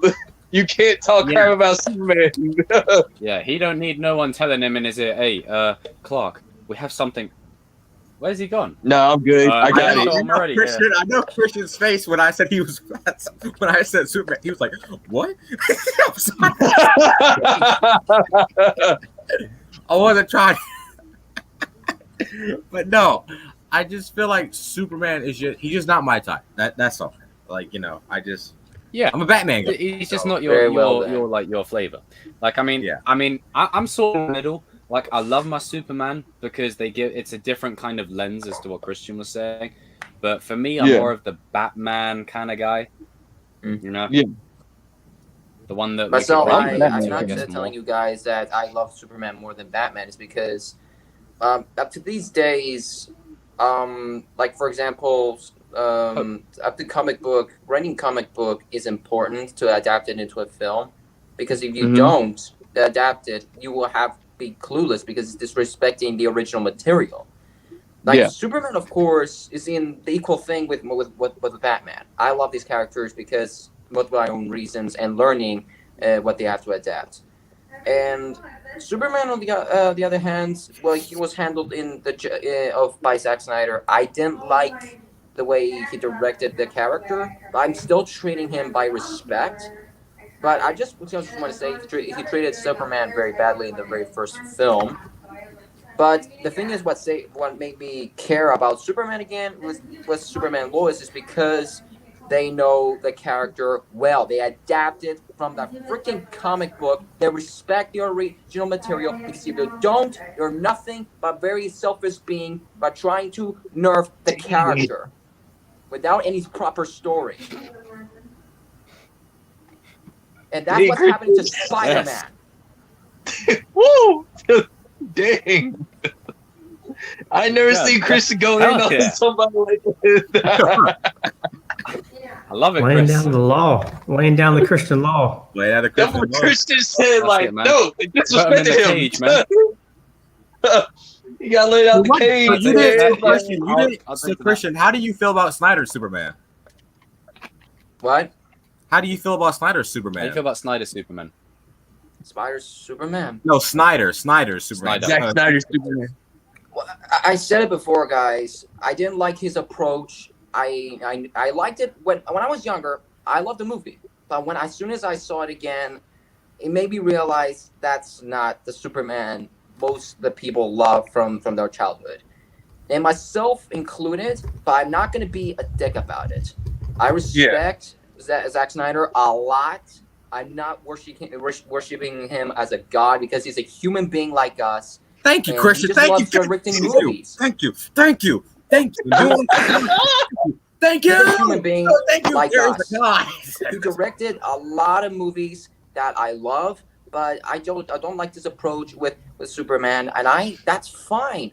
If people they can love the movie, I don't really care. Christian, they say that. No, have their own opinion. Christian, It doesn't matter, man. Say that thing about because for me, I don't want to change people's opinions because I grow with comic books. I want to stay faithful because the creators or directors, if they stay faithful with the comic books, knowing the motives of each and every character very well, they're gonna get this respect that they gave me. And that's what I'm going to talk about later on. We're going to talk about Batman Forever. And there's a lot of things that you guys may not know about Batman Forever and Batman and Robin, because there are a lot of things that I want to give out to also the people who are watching here in this live stream.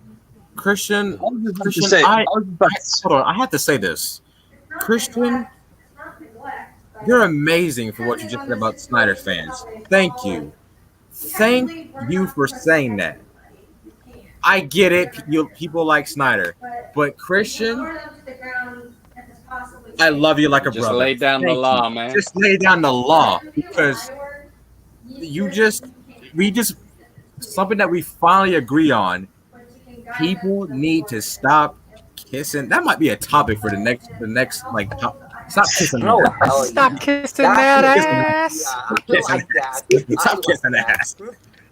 Yeah, but yeah, I just really applaud you for saying that, because when I put my opinions out there, Snyder fans kind of attacked me, and I put out peaceful opinions. Peaceful. I didn't go crazy. I just said that I didn't feel like he understood Batman. That was just me, and people just and his mob just went mad. And people just basically went, but this is a good example of, like, we all didn't agree just now on a plethora of things, whether it be Bruce Lee, Superman, or Zack Snyder, or other stuff. But to everyone in the chat watching now or after the fact, this is how you do it.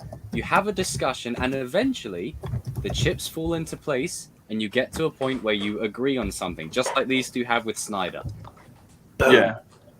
My thing about the Zack Snyder thing is, like, hey man, I think Christian have gone just on Spider-Man on many streams, and we understand that it's just opinions at the end of the day, people. It's just opinions. Yeah. You know, there's no need to fight over it. I know people fight online over opinions. Just opinions. Go ahead, King.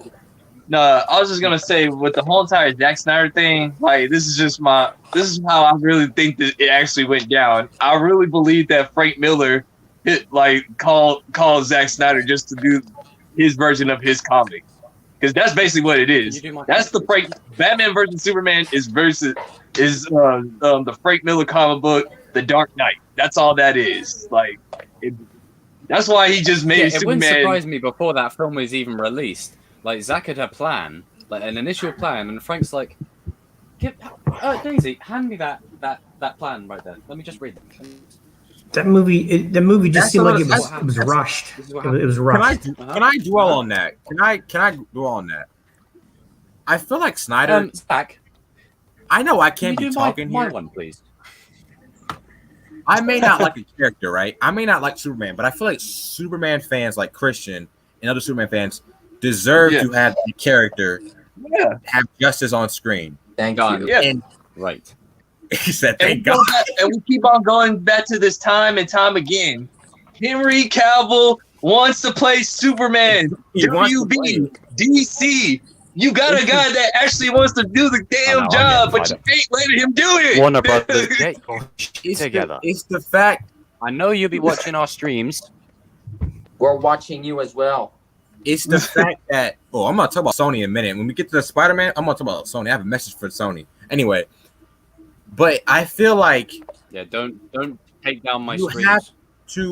You have to basically give justice to the character, because you're not treating Superman fans right. Because I've talked to some of them on Twitter, and they agree. I agree with them. They need, on the big screen, they need justice to the character. And I feel like you introduce Superman and Man of Steel, right, in the Snyder universe, and then you kill him off in the second movie, Batman v Superman. Like, what was was there a plan? Did you just want to say, "Hey, I'm gonna kill him"?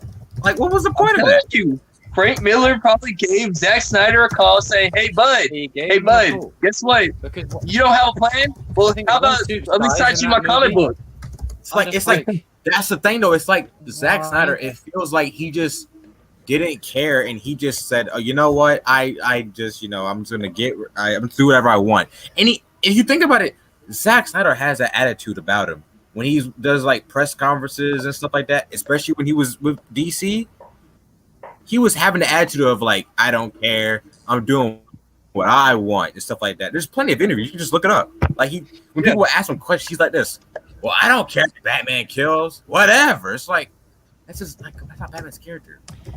I would say, like I said, like of the characters, you can't do that. Me personally, I'll let it slide a little bit. I was like, it was kind of cool him just shooting somebody in the head. It was a little cool, like I was like, did he just shoot somebody in the head? Did he just blow up those people? Wow. I know, I get it, but it just felt like I was watching when I was watching that movie. It literally felt like I was watching the Punisher in a Batman costume. Just going guns ablazing, boom, boom, boom, boom, boom. Like, I'm like, is this Batman? Like, what? Like, what? No. I just didn't like. I can't. Go on. Somebody take the floor. I can't do this. No, I just like I said, like once again, I really believe Frank Miller is just. I think Frank Miller was probably the only one that was crazy. And he was like, "Hey, so I know you got this plan. How about my plan?"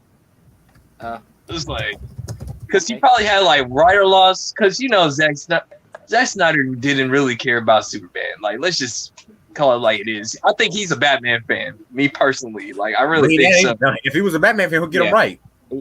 Yeah, he's a visual fan.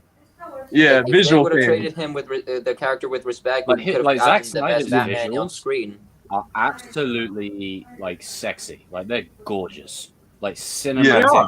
Mwah. I love it. I love when he did 300. I loved it when he did 300. Oh, the problem with it is I love 300. Films look good. This puts a lot of respect. Substance.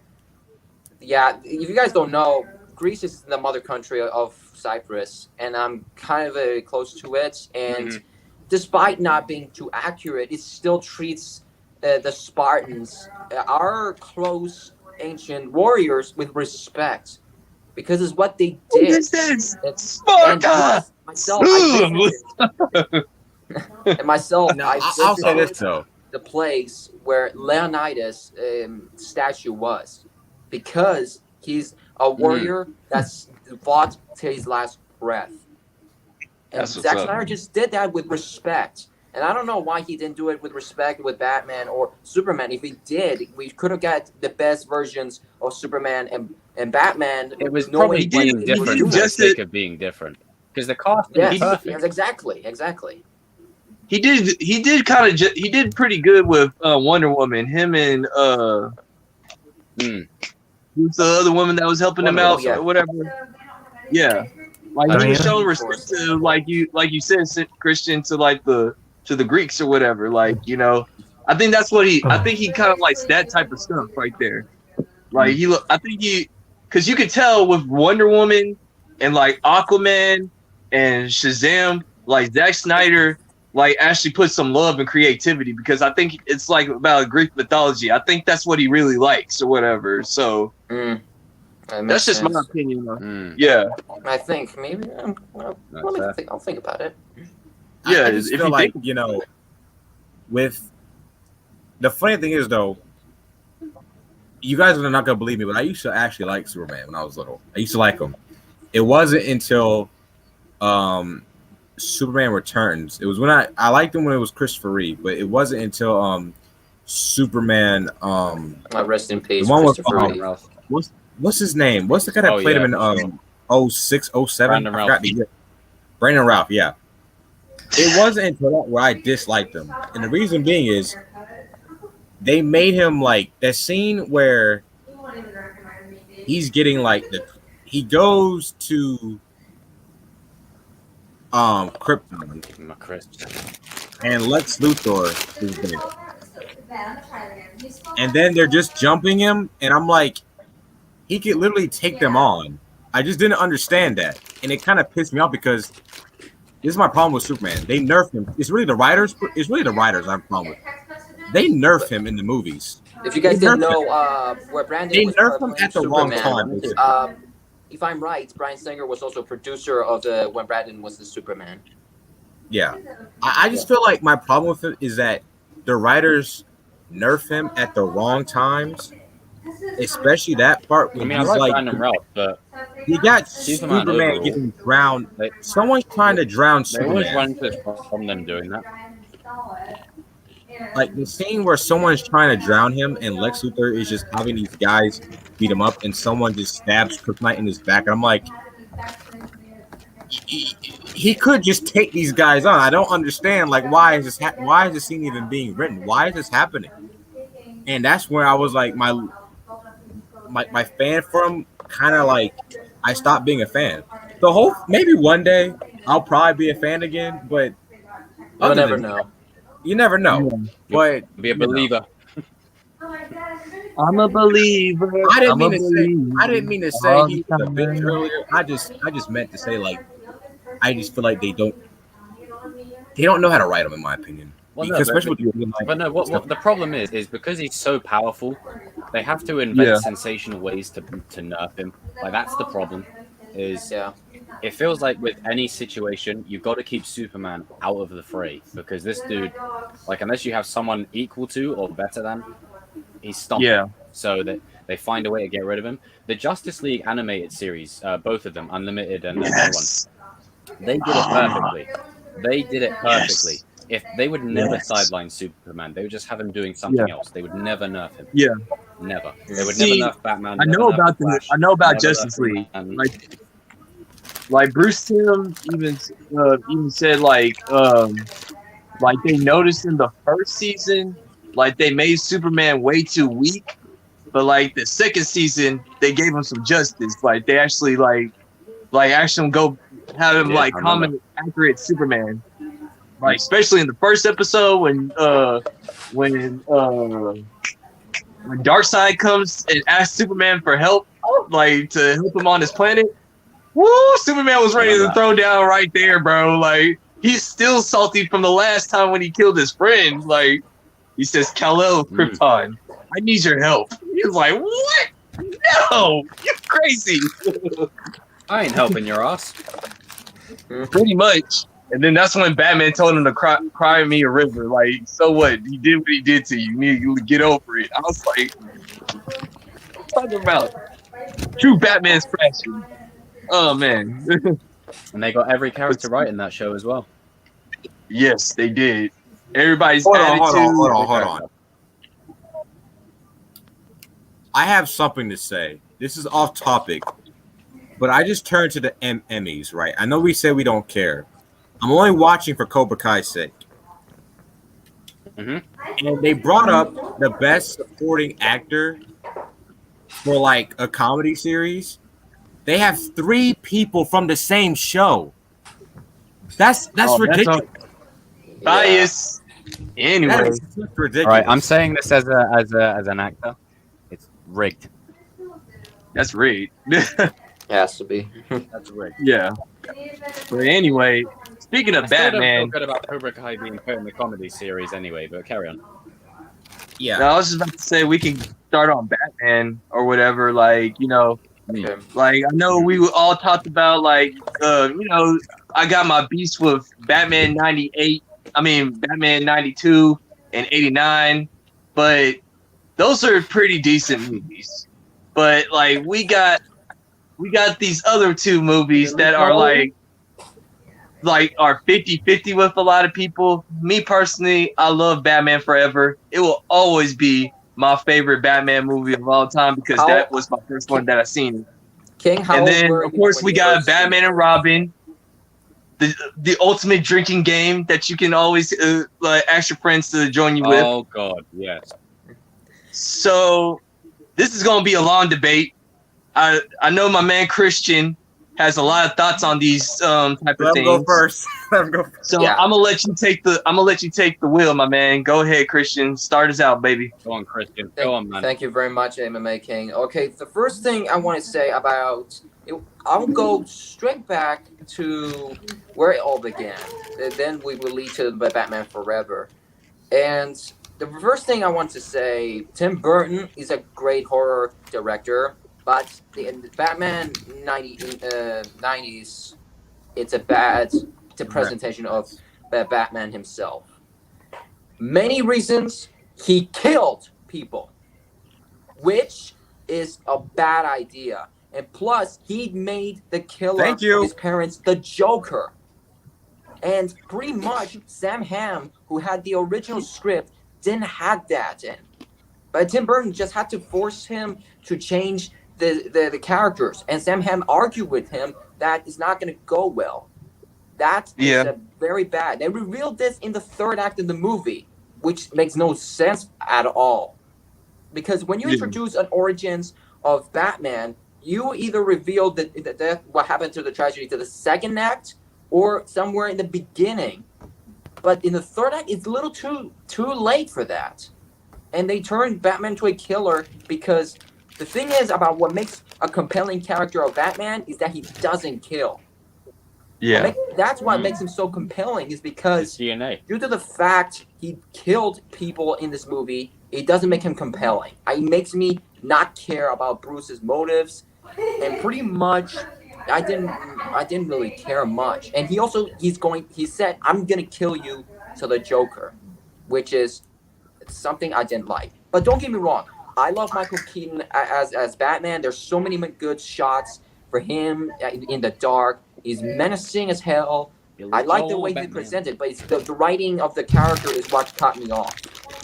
And pretty much, oh god, I'm gonna get a lot of hate from that.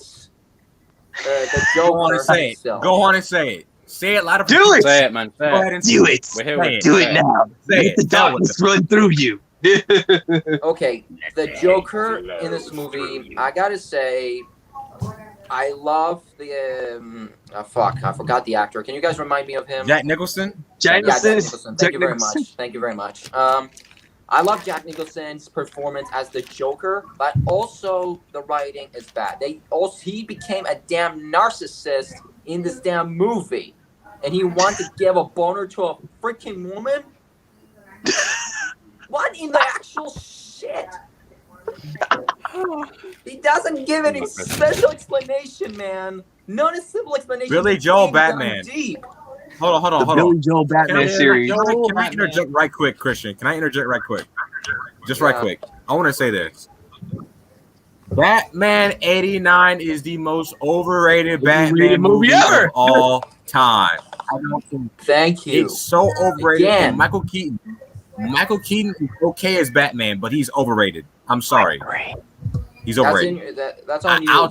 There's so many good moments. I'll go toe to toe with anybody that says that 89 is actually good. How dare it's all right. Just saying it, you know. How dare now we move on to the part of Batman Forever. The very first Batman movie I've seen when I was just a little kid. There's so many things. Well, in the past few years after when I got older, I started to get bored with it, and it wasn't until when I found out about Joel Schumacher's original cut. Joel Schumacher, he had a different script before the film itself started shooting. He had a very darker tone, but Warner Brothers edited and removed all the dark parts. And they turned it into, due to the toy stuff, they didn't really care about Joel Schumacher's vision because Joel Schumacher cared about Batman. And he did say in an interview he didn't want to make Batman to kill because he chose to make him better than that. Yeah.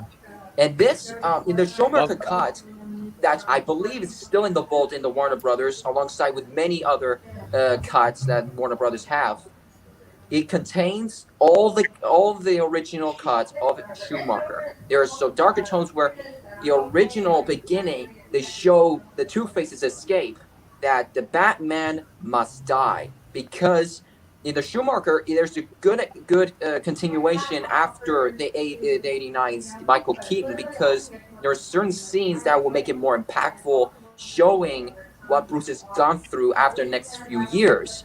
Because it's the very first live-action Batman movie we experience the inside of Bruce's mindset. Yeah. The question is, why does Bruce still continue to be Batman after he killed the Joker?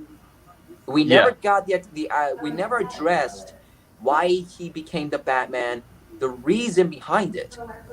And Batman Forever, the theatrical, the original cut with Joel Schumacher, he said the reason people still hate the Batman in his world because, you know, the things that he's done, he killed broken people, criminals, and the people in the news, that in the deleted scenes, they want him to retire. They want him gone after all the things that he's done. And that hurts. That's what makes it so compelling, because Joel Schumacher knows very well the character, and pretty much the best thing about this movie is what Bruce needs to choose: the man or the bat. He made a decision, the first one, because the first time he decided to shut down the Batcave, everything went to hell. The bad guys came to him. They destroyed almost not everything in his home, but the Batcave, both of his sites were destroyed because of one simple decision, because he believed that Batman is not worth it becoming anymore. But in this movie, it perfectly says how far Bruce has fallen into his own life, because in this movie, we see Bruce perfectly isolated himself from the world, and he barely lets out a word to someone because of how much he's lack of communication with other people. And everything changed when he went to one deleted scene that could have changed the entire film, and the perfect reasoning why he became the Batman.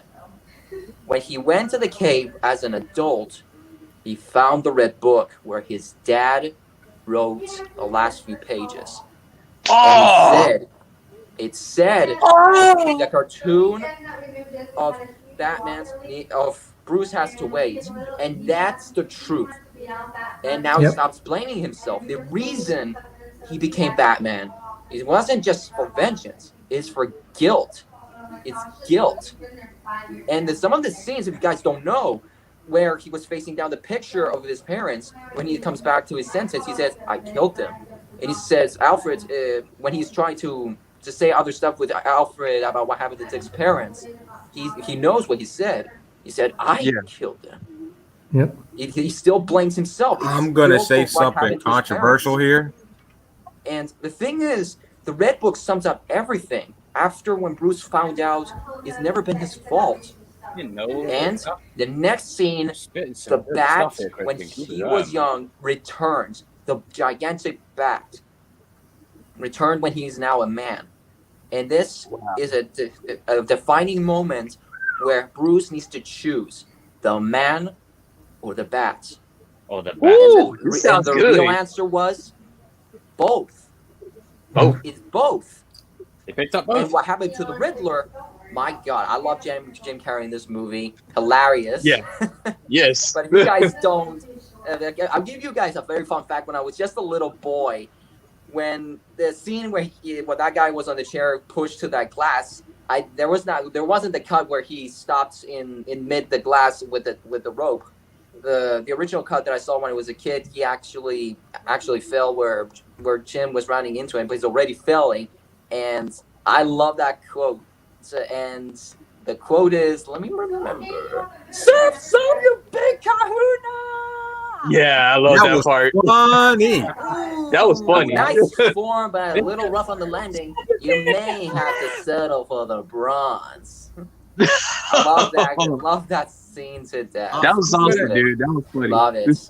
I'm gonna be as I was saying, the Riddler in this movie, there is an obsession. Jim Carrey's Riddler became an obsessed trying to be like like Bruce. And there was some certain scene that he was where the world was looking at him. He's wearing the exact same suit. He's trying to replicate what Bruce has succeeded. And that's a lot of relativity between the villain and the hero himself. And now we're jumping to the finale where where Batman confronted the Riddler and Two-Face at the same time. When Riddler revealed Robin and Chase, he dropped them both. But what happens? Batman saved them both. The defining moment, he can save them both. AKA, he chose the man and the bat. He saved them both. He can make similarities. You can say both. Because the reason I love it. He didn't become the Batman because because the world needs him to be, or he has to be, is because he chose to be. That's what I'm talking about. Batman. And now we're jumping to another interesting part, Dick Grayson. The thing is about that movie, when they introduced, very haunting as hell.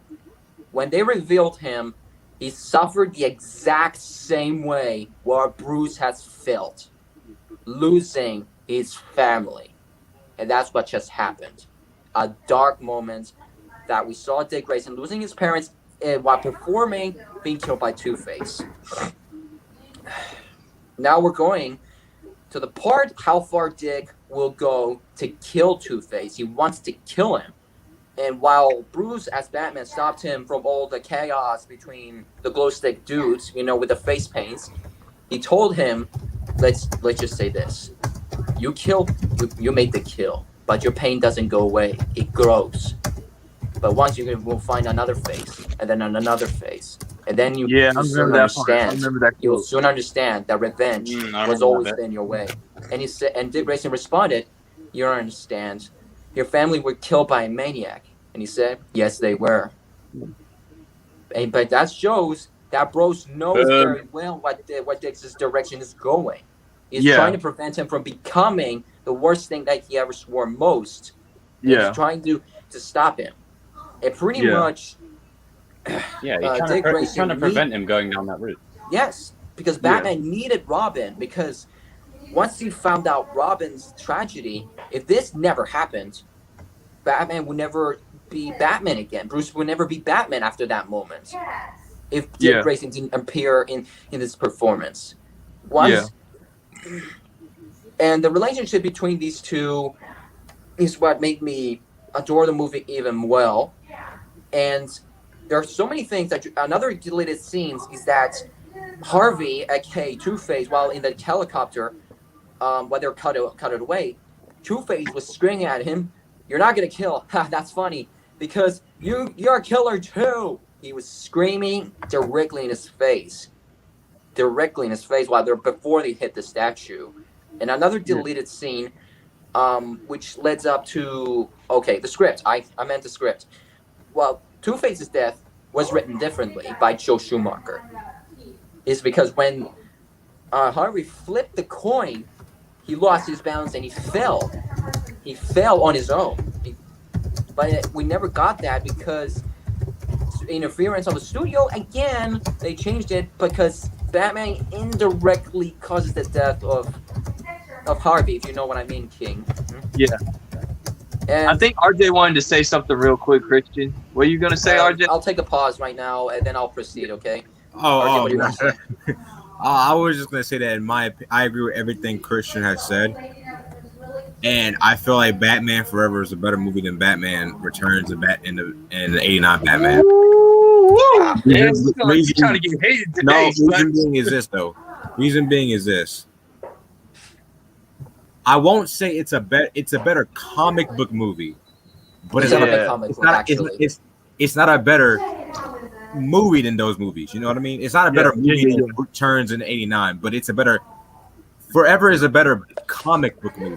I was going to say this. Comic book movie, and I think that the reason being is Val Kilmer is criminally underrated as Batman. Thank you. His Bruce Wayne reminds me the way he talks himself. It reminds me of the Arkham Bruce Wayne from Arkham City. The way he was talking in that game, it reminds me of that. Yeah, not exactly, but it reminds me of that. He's a very calm Batman. He's very balanced. And that's what Batman is. Yeah. Billy Joel Batman, all he wants to do is kill and mope around. This Val Kilmer's Batman. We got a very dark Bruce Wayne that we didn't get from the first two. And he was smarter. He was it focused on the mental health of Batman as well. He was classier. Exactly. Batman Forever says it everything. Absolutely integral to his character. Yeah. It's like I agree with you. Let me say this. Like you know how many people I get in debate with when I say listen, me personally, I like Val Kilmer as Batman. Like Billy Joel Batman, he's cool or whatever, but you only really like him because it's the first one. Let's just get it out there. Like you really like it because you gotta and that's cool. That's yeah. But like when you look at Val Kilmer's Batman and like Batman Forever as a movie, it does feel like a comic book movie. It also feels like a live action Batman animated series episode. That's like the best way I just can describe it. Like it's a Batman animated series episode, just live action. The Tim Burton series is visually appealing to me, but Batman Forever kind of took the Gotham, the Gotham look and amped it up a little bit. Yes, because Tim Burton's version, it's too gothic. It's too dark. Also, it's too dark. Yeah. Joe Schumacher changed that to make it more like a living comic book. It's dark as far as colors go too. Not just like dark, like storyline, but it's also dark, just like picture wise. It's exactly. But the Batmobile looks great. The I love that style of Batman. That's my favorite style of Batmobile, bro. Like I love the lights on the side. Like the Wayne Manor is great. The Bruce's car collection's great. It just the whole thing. I know Chris O'Donnell gets a lot of hate, but he was a good Robin to me. He was a good Robin. Chris O'Donnell was a good Robin. Me too. He was good. Oh, no, he was good. Yeah. He was good, absolutely. He just didn't get much to work with. He was a good Robin. I still would like to see Damon Wayans. yeah, that's fair. Yeah, that would be cool. Yeah. So may I proceed, boys? Yeah, go ahead, man. Thank you guys so much. RJ, you also a great man. Oh, thank you. So as I was saying, as soon as I found out the original cut that was taken away from Schumacher's, it pains me to see that after everything he pulled through, knowing what the Batman is, trying to give it to us in our full screen, it hurts because Warner Brothers' interference of changing into a too lighter tone, but thank God he didn't follow that. But there were some certain moments, there are close-ups of Bruce that he barely tries to talk, but the mental state is not right. Because in this movie, this is a Batman who's losing all hope within himself. Yeah. He can barely contain himself between Bruce and Batman. And we saw the effects if he chose one side and ignores the other. Yeah. In the end of the movie, he made the right decision. Yeah. And that's who he became both. And pretty much when I found out about Schumacher's passing, I decided whatever it takes, I will do what I can to find the original cut and see it to honor him. Because a guy like him, he respects the original material. Just as I said an hour ago or close to an hour ago, I don't give a shit. The thing is, when you respect the character, Joe Schumacher delivers the comic living. It's a living comic book, and he does give us the Batman that we're supposed to have. Yeah. Sorry, Tim Burton, but unfortunately, you don't really care about the comic books because you admit it yourself. Even Tim Burton even said, like, I don't care about comic books. I really don't care how people think. If you bring that energy, he's known to quote on saying that. Like, if you bring that energy to making a movie about a beloved comic book character, then don't direct it. It's destined to go. Yeah, because here's the thing, though. Christopher Nolan, he wanted to learn about Batman. He was very interested in the character and started reading comic books and stuff like that. And he was interested. Those, and on in the Batman Begins, he would read all comics. Yeah, he was interested to see. And also, I have high expectations for Matt Reeves because he's a fan of Batman. So I have high expectations for that. Because he doesn't have experience. My thing is this. Like with Tim Burton, like I get it. Like, you don't care about the comic books. You're gonna do your own thing. That's fine. And lucky for him, because he took a chance on it. He did. Because he took a chance on it, we got Batman the animated series. So I commend him on that. But other than like saying it's a good movie, I mean. No, because I can't watch Batman '89 as much, dude. Like, when I say it like this, though, I think of it as a good. If you take out the Batman element of it, it's a good movie. but we judge it on both comic book movie and movie. Comic book movie, it's not good. It's not a good comic book. It's not two different distinctions. The Joker, two different things. The Joker wanted to get a hard on with Vicky Vale in the end of the movie. Yeah, that's said. Like, come on, that's like Jack Nicholson was perfect for the role, but they wrote Joker awful. I'm sorry. Yeah, thank you again. He was standing there like this, like, ha, ha, ha, ha. Like what? And then like he's dancing. He's dancing. He's like, oh my, nah. And I know it's gonna make people even more mad. Like, listen, the only good thing about '89 was Prince. That was it. Yeah. Party man. Party man. I think I have it on vinyl somewhere. I'll have to look for it. Trust. Okay. Shall we continue on the next stuff with Batman and Robin? We're talking about Batman and Robin. Yeah, Batman. Okay. Let me start. Batman and Robin. Go ahead, bro. Okay. First of all, before we jump to this, I want you guys to let you know that Val Kilmer up to right now, his voice is no longer working anymore due to his throat cancer. So things are going well with him, and I'm just saying to you guys, we pray for the best for this man, because he delivered a Bruce Wayne that we never have gotten in our screens before.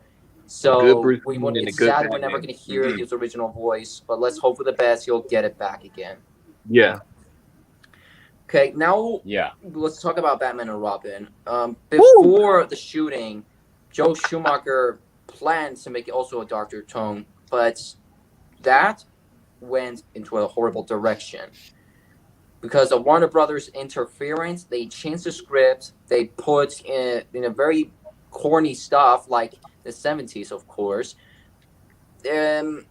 Like the Batman credit card. George Clooney, he had traits of the Batman, but unfortunately, he didn't deliver. He's a good Bruce Wayne. He's just not a good Batman. No. Yeah, as you said, King. He's a good Bruce Wayne, but not the Batman yet. And first of all, a bodybuilder played Bane in the role, which it's unfortunate that he passed quite a long ago. But I liked the design they put him. They could have made him a little more quicker and more talkative. You guys get what I mean? Yeah. As for Ernie playing the Mr. Freeze, I find it a little interesting, because the one thing they get right about Mr. Freeze is his backstory and his wife. Yeah, they get that right. This is respectable material of comic books, but just to let you guys know, the Gotham show doesn't. They kind of didn't define that much. Just to let you know, I liked Arnold Schwarzenegger a lot. I enjoyed his role. I have fun understanding him. And the thing is, it's so confusing, this movie. It's was confusing, but it has so many good moments. Like the moment between Alfred and Bruce, when Alfred was really sick. It's quite an emotional moment, because how far Bruce has changed after the Batman Forever started caring, looking after his butler even more, just as soon as he looked after him as well. And the scenery between where Mr. Freeze and Batman talked at the end of their fight, it hit me a wave of feels. I can't tell you guys how much Bruce really cares. He tries to convince a criminal that he once lost his wife. Well, technically, she's still alive, kind of. Yeah. And he convinces him to save a life, because Mr. Freeze is a doctor. He believes that for once he will do something great, and he did. He saved Alfred's life. And that's that part. Christian, you don't mind if I cut in with you real quick, man? Like that part of that movie, you know, it's cheesy as hell. Like that part where he gives the tubes to Bruce, and he says like, "Let me call me in the morning. Call me as the doctor. Call me in the morning as the doctor." I was all right, he redeemed himself right there. That's some good redeeming right there. Yeah. Like I was like, okay, that is I think that is a fool how far Freeze has changed from a doctor to a false villain, and then understanding to his desires. He decided to do something better, and at the end of their conversation, Batman said they will transport his wife to the to Arkham Asylum so he can study, study it. That is a great way how Batman still cares, because Batman, on the other hand, he did some terrible stuff, but he has heart. He cares. He understands. That's the most important part, because Schumacher cares about the character, and pretty much in an interview he said he does. He cares. He said in an interview, if he did perform badly on Batman and Robin, I'm really sorry. He apologized. And whether people accept it or not, if you don't, this is what makes you inhumane. Yeah. It's just a movie at the end of the day. It makes you a bit of a dick. Now, I'm going to go to the part where it got a little confusing for me. Is that Alfred had a niece, aka Barbara, if I'm right. The fact of the matter, should be Barbara Gordon. Barbara Gordon. That was just bad continuity error right there. I don't know what they were doing right there. I have no idea. I don't think. What are you doing here? I have no idea. I think that was more Warner Brothers than Joe Schumacher. Like, he probably said, like, "Are you guys serious? Do I have to put this in? Yes, you got to. Like, come on." That was interference. I would have loved to have been a fly on the wall back in those days. But I gotta tell you guys, Batman really cares about those around him. For example, another example is that if you remember the chase sequence where they're chasing Freeze and his minions through the statue, under the arm of the statue, he's said to pull over because he cares. He cares. He doesn't want him to get hurt. He pulled him away. And that's the right thing. No. If you guys know, Batman would have done the same in the comics as well. He would have done that as well. Like him and Robin were competing or whatever, and like he says, "Pull over, you ain't gonna make the jump." He's like, "No, I can make it." Like, dude, you ain't gonna make that jump. Like, he can make it, but he got pulled away. I think what I did like about Robin's in this movie is that I like the symbol in his chest, reminiscing as the Nightwing. Nightwing, Oh, it was a foreshadow, bro. That was a foreshadow. That's foreshadow. It seems like strong foreshadow. It seems like Dick is following his own path then soon. That's like an indication. So, I don't know what else to say. I didn't get much information, but all in all, I give a big thank you to Schumacher for making my childhood believable again. As much as people don't like who you are, I don't care who they are. You're still a human being like us. Despite what happened, you gave your all. You gave your all. Tried to make us entertained, just like as you said. And thank you for everything. My life would not have been the same after knowing how much of an inspiration you really are. You inspired a lot of people, and you inspired me as well. I cannot admit even more. I cannot admit more. I'm getting choked up right now. Christian, that's beautiful, man. Hey, Christian, you go in on these things, man.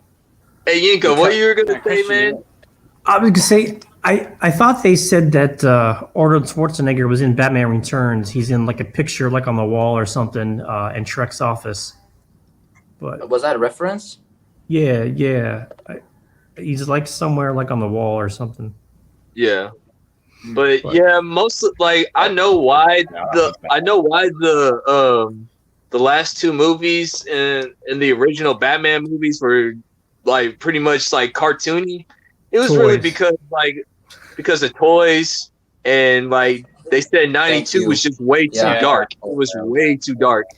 Which I mean, biting somebody's nose off, and I mean, it was dark. I mean, it was. But my thing is this: you guys should know Tim Burton by now. Like, that's my thing. Like, why would you take your kids to a 2-court? The thing is about if we didn't have Tim Burton directed the 89s, we never had Batman Forever or Batman Begins. Yeah, but you guys admit that. I guess like the first one was more like the studio, and then like the second one they said, do whatever you want, because the first one, made all that money. About that, Yuko, about the studio, they also interfered in the 89. They also interfered. Yeah. Because ladies and gentlemen, Warner Brothers have been screwing the pooch since day one. And I think Schumacher said that he wanted the Batman to be like the Greek gods, and I mean the suit kind of changed a little bit, but I mean it got amped up. Yeah, bat nipples. The bat nipples. He also said he wants to make the Batman also very mythical. He also wanted to make Batman also mythical, and Nolan, he saw Batman as a mythical as well. And Edward Norton himself admitted that as well. Okay, the Hulk himself, he admitted that Christopher Nolan sees Batman as a myth. Joe Schumacher sees Batman as a myth. All three great guys who are well experienced in comic books. And the thing is about Living Comic Book, Joe Schumacher resurrected the Batman that we should have had. After the studio interference, they turned it down.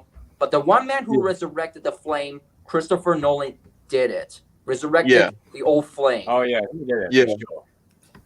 And also for Batman and Robin, the reason why they chose Mr. Freeze was also because they were promoting the cartoon movie Sub-Zero, so that's what they were really trying to do. So if you guys seen Batman if you saw Batman Sub-Zero, it's a decent watch. It's pretty okay. It's not a Master of the Phantasm or the Red Hood type of movie, but it's an okay watch. That ain't. But it's an okay. The Master of Phantasm is another childhood of mine. Yeah. Shoot. Oh yeah, for sure. Andy. So MMA King, you also remember? Do you still remember the Phantasm, the Mask of Phantasm? Yeah, we did a watch party. We did a watch party on it. I was the first one to recommend it. I forgot about that. King was the first one to recommend the watch party, and we watched sequence it. Out of the we got to do a watch party on this one. Like that's the greatest animated Batman movie of all time. That's I had this movie in a cassette. When I was a boy. That's how you watched it, wasn't it? Yeah.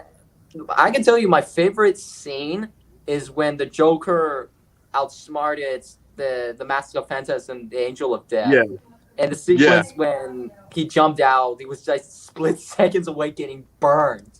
That was that was dope. And Mark Hamill's performance, that was a cool part. The enthusiasm of the Joker. The enthusiasm of the Joker stole it from me. And once again, people, Master of the Phantasm is Taskmaster done right, people. Just throwing it out there. It would be interesting to see Mark Hamill as a live Joker. Oh, I never thought of that. They did do it in CW, but he was the trickster. But yeah, he did the trickster. Oh yeah, he was like. As I was saying, my favorite quote of Joker in The Mask of Phantasm is like, "Oh, business sounds like fun. Come, we better go to a better environment because you better brace yourself up. It's gonna be a bumpy ride."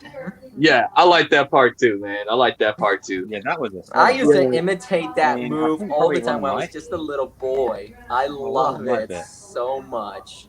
In a small cassette, stay away. This is not your fight. This madness ends now. Yeah. Wow. I love that part. Oh, my favorite part is like when Joker goes visits the DA. Like he's basically saying like, "Oh, is that the gal?" Like he's basically saying like he's basically saying like, oh, so the spoiling of your loins, you're going out with the spoiling of your loins and everything. Like I was like, wait a minute, hold on. They said that like in the 90s. Wow, they got away with that one. Like, well, I mean, that's what said. And, you know, when they start getting busy, and you just see the shadow Joker rose has up a against lot the of wall. memorable lines. We know what's happening. Massive Phantasm, like, hello, operator. I guess my third party's got disconnected. Yeah, that was a good one, man. Like, listen, that was the darkest kid movie that I ever watched as a kid. Like, your parents, like, your parents just throw it on because you think it's a normal Batman movie. Like, I would not let my kid watch that by himself, dude. It's for the best. It's for the best. And it also captures like it captures the essence of Bruce Wayne also too, you know. Also his origins, his origins. It's origin.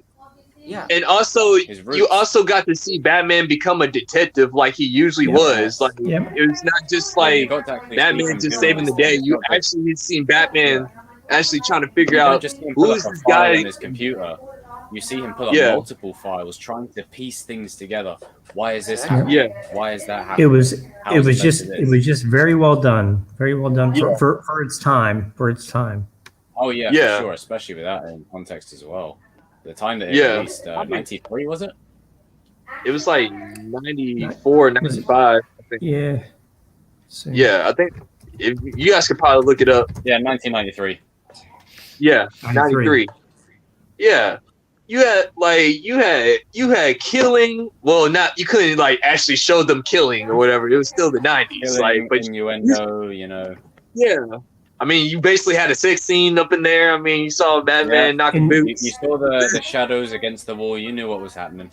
And you had a smidge bit of an origin on the Joker. Just a smidge. Yeah, just a little bit. Just a little bit. Yeah. But that was another thing. You don't know what Joker's origin story is. So therefore, if you can roll with this one, he used to be a mob boss. Yeah. It's just like Jacob was talking about now. But yeah, I mean, that's how I feel about the Batman, Batman, Robin, and Batman Forever. I just think that they are. It was just they're products. They're products of their time, you know. Yeah, they're products of their time. More often they're than not, 90s they're just the products of their time. Yeah. And I don't care what nobody say. Like, I will forever like Batman Forever over like 89 and You're 92. Forever like Batman Forever.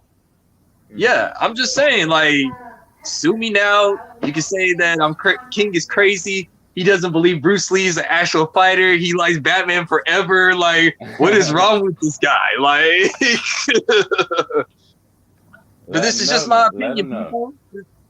This is just my opinion. I gotta tell you guys, Batman one of Forever the is probably my best favorite of the bunch. things I've seen in the Mask of Phantasm was when Bruce puts the mask on. When the eyes appear, holy crap! The animation on that was so good. Alfred just looks at him. He's like, yeah. He says, "My God." That part right there, when the choir, you're crazy. I'm your only chance to get out of here. Let me go. We'll both die. Whatever it takes. You're crazy. I'm your only chance to get out of here. Let me go or we both die. Whatever it takes. Whatever it takes. Oh, Kevin Conroy, the GOAT. Yeah. And the fact that they had the voice actress that played Lois playing the Phantasm, I thought that was pretty cool too. Like, you know, the thing is, I didn't expect her to be the villain in this movie. I didn't expect her at all. Yeah. So, like basically like that last part where like they cut it away and the smoke is just gone. I was like, wow, man, God, please give us a live action Mask of the Phantasm. I need it. Like, I want it. Cool, like, dude. come on. Shoot. You can literally copy it. Like, you can literally copy and paste this thing. I also think we would have got a different movie if Billy D. Williams played Two-Face in Batman Forever. Yeah, that was an interesting thing as well. Oh, I mean, even though I'm not a good fan of tokenized characters, it still would have been interesting on the perspective of Billy D. Williams playing Two-Face. Like what kind of I'm not gonna give him much slack. Kind of thing. Yeah, because he does act like Harvey Dent. Like he's that suave, debonair guy. Like he knows how to smooth talk. Yeah, he knows how to smooth. I gotta tell you he guys, knows how to Harvey negotiate Dent, a deal. he's a lunatic sometimes. In the Batman Forever, he was treated like schizophrenic lunatic in this movie. That's the way Tommy Lee Jones. I don't give a shit what people think. Tommy Lee Jones portrayed the most craziest, psychotic Two-Face I've ever seen. Oh yeah, I did say I like Tommy Lee Jones because of that. Honestly, yeah, schizophrenia. I agree. That's the because of that fact. That's definition of schizophrenia. Like when he just everything was going by the coin or whatever. Like even Drew Barrymore is in that movie. There was a lot of people that was in Batman Forever. Like you just saying, like, wait, Drew Barrymore is in this movie? Like, where's she come from? It's essentially like what I like to call a time capsule movie. If you want to see who some of the main stars were around that time, just put Batman Forever on. There's loads of them. Yeah. Loads of them. And who was Batman? Batman's love interest in Batman Forever again? Nicole Kidman. Nicole Kidman. Good Lord, that lady is still actually Dr. Chase Meridian. Yeah. Yes. Yeah. Yeah. I don't care. She's still fine. Dude, you have no idea. That's Aquaman's mama. Man, she still looks the same, nearly. Holy she was Aquaman's mama. That's what I'm saying. Like, and Ant-Man as well.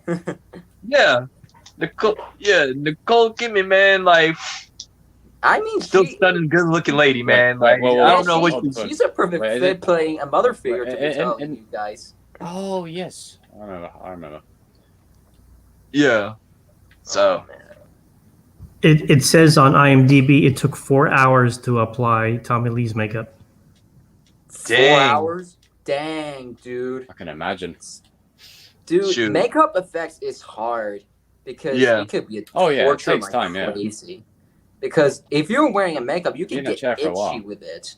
Because myself, I have eczema. You guys know I will not last a few seconds in it once I start itching myself. Let's just say I played a role once where I had to wear a whole face full of makeup, and trust me, I started with my face white, then it was green, and then by the time I left, it was red. So, and that's because I had to scrape it off. Also, Rebecca from X-Men, in the first one, she sat over nearly 8 hours to put the makeup on her. 8 hours. So many hours, dudes. Like, I mean, what? I expected less. And then by the time of Dark Phoenix, Jennifer was like, "Yeah, I'm not doing that all day. Kill me off. I'll wear the clothes for half the movie."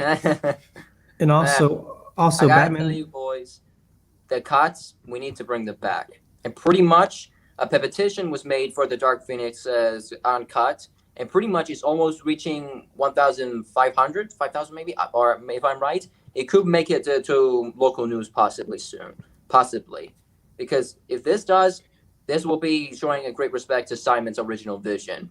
So fuck you, Disney, for ruining Simon's vision. Yeah, no, I agree. Let him know.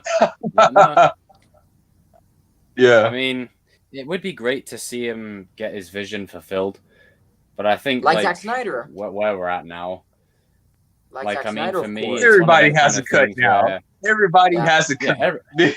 Yeah, I've got an Outer Banks cut apparently. Zack Snyder has a cut. We all have a cut. But I think for me personally, in regards to that, like, it's as great as it would be to see, and as great as it would be for him to get his vision fulfilled. Like, I'd be happy for him. I'm just in a position now where I'm ready to move on from that X-Men world completely. Like, I'm just so checked out with it. Like, I just let's just go this way now. You know, if they do it, I'll watch it. But it's and it'd be great for him to finish his vision. Like, I'm a big believer in, if you've got a vision, you got to let the person do the job. Especially looking at you, Disney, Sony, and Warner Brothers in particular. But yeah, it's sketchy. I think Yinko was trying to say something too. There was just a bunch of trivia on but they said Mark Wahlberg wanted to be Robin. Oh God! I never knew that. Mark Wahlberg? Marky Mark? Yeah. Oh God, no! Stop! Oh God, no! No. Chris O'Donnell's more believable. I don't know. I don't feel like that, man. They said Batman Forever was the first movie to refer to Batman as the Dark Knight. Oh, okay. During the courtroom scene with Tommy Lee getting scarred as Two-Face. Oh, nice. Yeah. I didn't know that. Oh God, Mark Wahlberg as Robin. Imagine that. Like, hey, God, Batman. I never thought of that. God. No. Oh, good I know this is- grief. No. I know. Ugh. What did you guys think about Alicia Silverstone as as Batwoman though? I mean, not Batwoman. Girl. It's a It's kind of forgettable. A meh. It's meh. Kind of forgettable. It's meh. It's like, I think we can all I know why they agree did on it, that one. because like you gotta have your female empowerment. Don't have no problem with that. And like, she's also eye candy too. That's about it. Like, other than that, like, it was like whatever. I just didn't like the part that she was not related. She was related to Alfred and not Commissioner Gordon. And you're gonna pretend that Batman fans. That whole subplot was like, what? That's very odd. I find it very odd. I don't think Joe Schumacher had his thing on that, because I don't think he would have let that happen. But I think that was Warner Brothers more than anything. Yeah, absolutely. Oh yeah, Warner Brothers pretty from much, day I feel one have just bad shown us for that they've Alicia changed for nothing that, over the years. because They just keep stepping up on in there and going, "Oh well, we're going to change whatever we see fit." You know, it's after what happened in my Batman versus Robin, Alicia got the worst of this. She was body shamed to the worst. They said the Robin costume in Batman Forever weighed 41 pounds. Wow. Wow. damn. That's heavy. That would have been hard to move in. Yeah. Jeez, man. I think Chris O'Donnell 41 said pounds? Chris O'Donnell said in the interview that he still has the Robin suit in his basement. Oh yes, he said in an interview. I remember. man. He still has it. Yeah. Oh, I hope he dons it one more time. Just like, maybe not live action, just like a photo or something. Yeah. Just get it out. I don't think he can fit in it no more, man. If you seen Chris O'Donnell, like Chris O'Donnell got big, dude. It says Batman Forever also was the only Batman movie as of 2015 where Batman has to swim in his bat suit. Yep. I did not notice that. Yeah, he did swim. He did swim. Yeah, that's true. It's the first time we saw Batman swim in live action. See, it was something strange different, man. Yeah, It was something different. all around, yeah. But I did like the fact that Two-Face and the Riddler were playing chess with Batman and Robin. Like, I mean, Battleship. They were doing Battleship. I love it. Oh man, you suck my dog. He was like, "Ah, you suck me! That's my battleship. Who, me?" Oh man. Classic. And I love these two so much. I love these two. Their chemistry was just it's just whole on another level. Their chemistry. Too bad they don't like each other in real life. I don't know why, man. Yeah, that that's sucks. a I don't shame. know why. Well, Tommy Lee doesn't like anybody. Like, he's the grouchy grouch. Like, he's from Texas. He's the dude that's like, get off my lawn. This is I the hate captain you. speaking. Please, No, he literally just told seatbelts, and because we're gonna go permanently. No, he literally told Jim Carrey to his face, "I don't like you." Yeah, he did say that. Oh, I see you, Darius, in the chat. I see you, brother. Oh man, shoot! But I guess we can move on to our last part, like Cobra Kai. Yeah, sure. Why Have not? a natural transition. Who's gonna make the? Final- Who's gonna final talk? topic for the show. Jacob, you're gonna put it. Final topic. So, of the show? Final topic of the show. I will introduce it because it was like the reason why I wanted to talk about it. So I was like on Facebook about a week ago, just scrolling up. As you and do. then I saw some negative Cobra Kai fans. Now, guys, I have to put in my 2 cents. Like, I usually try to avoid this stuff, but it was just getting too bad. Y'all guys are hating on Julie Pierce way too much, man. Come on, man. Like, listen. Like, I did the context and the nuance as my man CHOZEN was talking about. Listen, if they're gonna bring back somebody, it's gonna be with reason why they're gonna bring back somebody. Yeah, they're not just gonna just like, here you go. They seem to be hardcore fans. By this logic, why did they bring CHOZEN back? Why did they bring Ali back? If it seriously, you guys got to keep it. You guys got to keep the same energy. If the show writers have not, fellas, yet, give them a chance. If Julie Pierce is coming back to Cobra Kai, it's for a good reason why she's coming back to Cobra Kai. And so, the creators have given me no reason not to trust them. Whoever wants to take the floor, you guys can take the floor. Go ahead. I mean, the creators have given me no reason to not trust them at this point. So, as I've said before, if they were to bring Julie back, or they were to do any decision that was like an accident, or maybe they messed up or made a mistake, I can forgive it because they have been so consistent for 3 seasons, and it's the only sequel to anything that Hollywood's put out at the moment that actually holds up to a previous, as a good successor. I'm going to shout out Evan as well, because he I told him I would mention this. We're talking about purpose and reason. In the next Karate Kid, she nurses, is it an eagle or is it a hawk? I think it's an eagle, isn't it? It's a hawk. Hawk. It's a hawk. She nurses it back to health. We are all kind of in agreement here. The Hawk's going to get his ass whooped. Something's going to happen to this boy. He's going to get knocked for 6. What if that could be linked to Julie coming into the fold maybe next season and helping him get on the mend? Yeah, maybe, that will be. It could be something like that, because I don't think the writers of this show. Some people have said to me that Cobra Kai is fan servicey, and I agree to an extent. But this kind of fan service it's serviceable. It's not just hey, here's CHOZEN, or son of a bitch, drop that on my toe. It's not just hey, here's Julie Pierce. No, I dropped my phone on my toe. Damn, son of a bitch! Ow. Always when I'm in mid-sentence. It's like I'm being on the gaming streams again. And it's not like they brought back Ali just to let's have some love drama. No, they brought her back to bring Daniel and Johnny together. That was a good reversal from what I thought they were going to do. They brought CHOZEN back to redefine Miyagi-Do. It's Miyagi-Do's version of strike first. Is if an enemy attempts to make war, intends to wage war, you take away their ability to wage it. It's their version of strike first. Kumiko was brought back to help Daniel reconcile with his Miyagi ways and bring him closer to his mentor and closer to who Miyagi wanted him to be.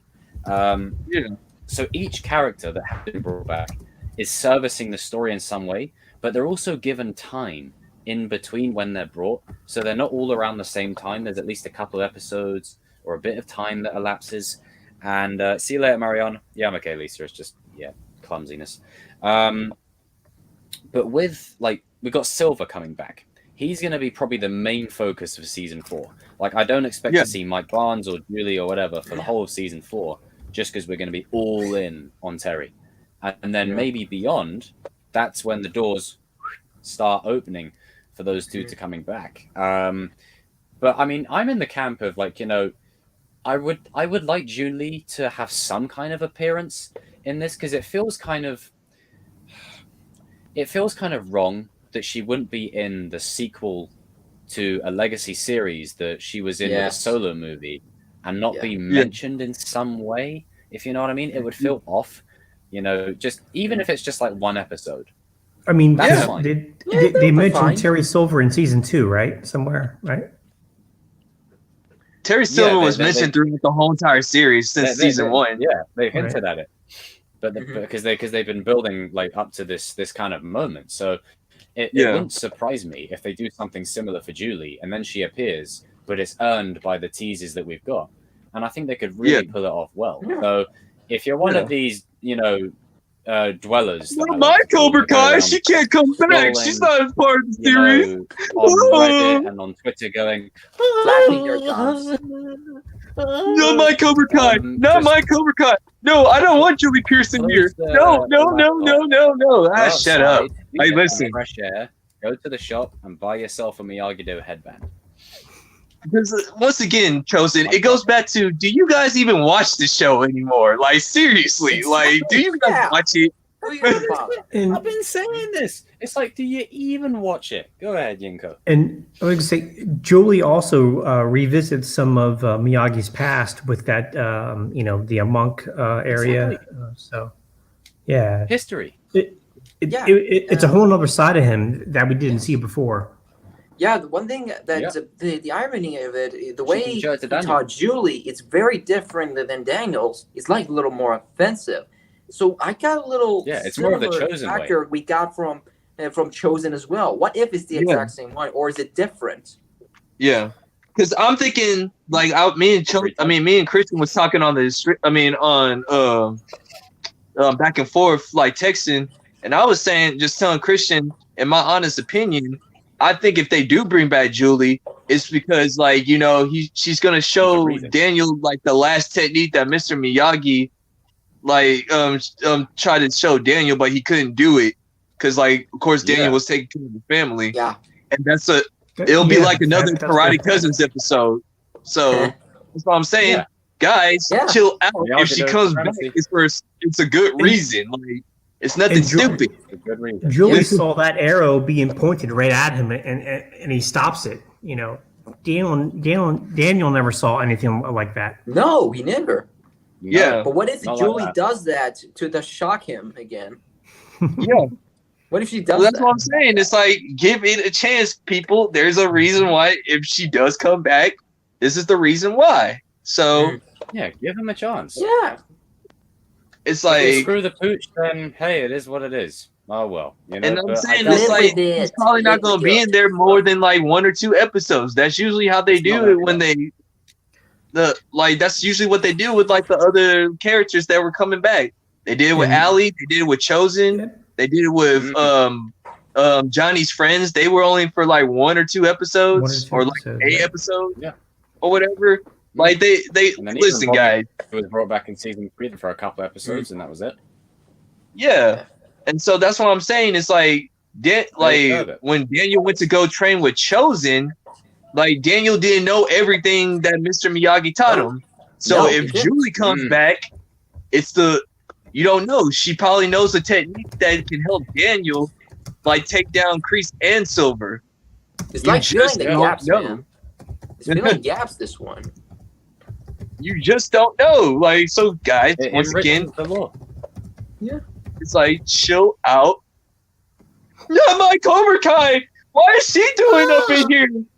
Why are you doing up in here? Your movie was sorry. Like, it was horrible. Oh my gosh. Like, calm down. People always slap their gums. The thing is, like, the movie in and of itself isn't necessarily a bad movie. I think it's gotten a lot of hate unnecessarily. But the character of Julie Pierce is good. Yeah. It's like her and Daniel will get along quite well. Yeah. Because, like, once again, and this is another thing. In Miyagi's funeral as well. Yeah. And another thing, you either like they could have met at Miyagi's funeral, like Christian said, and then like you also can give like Sam and Tori a female mentor too. Like she could serve that purpose too. Like, these people are not understanding. Tori and Julie aren't that different. They possess almost like similar traits between each other. You know?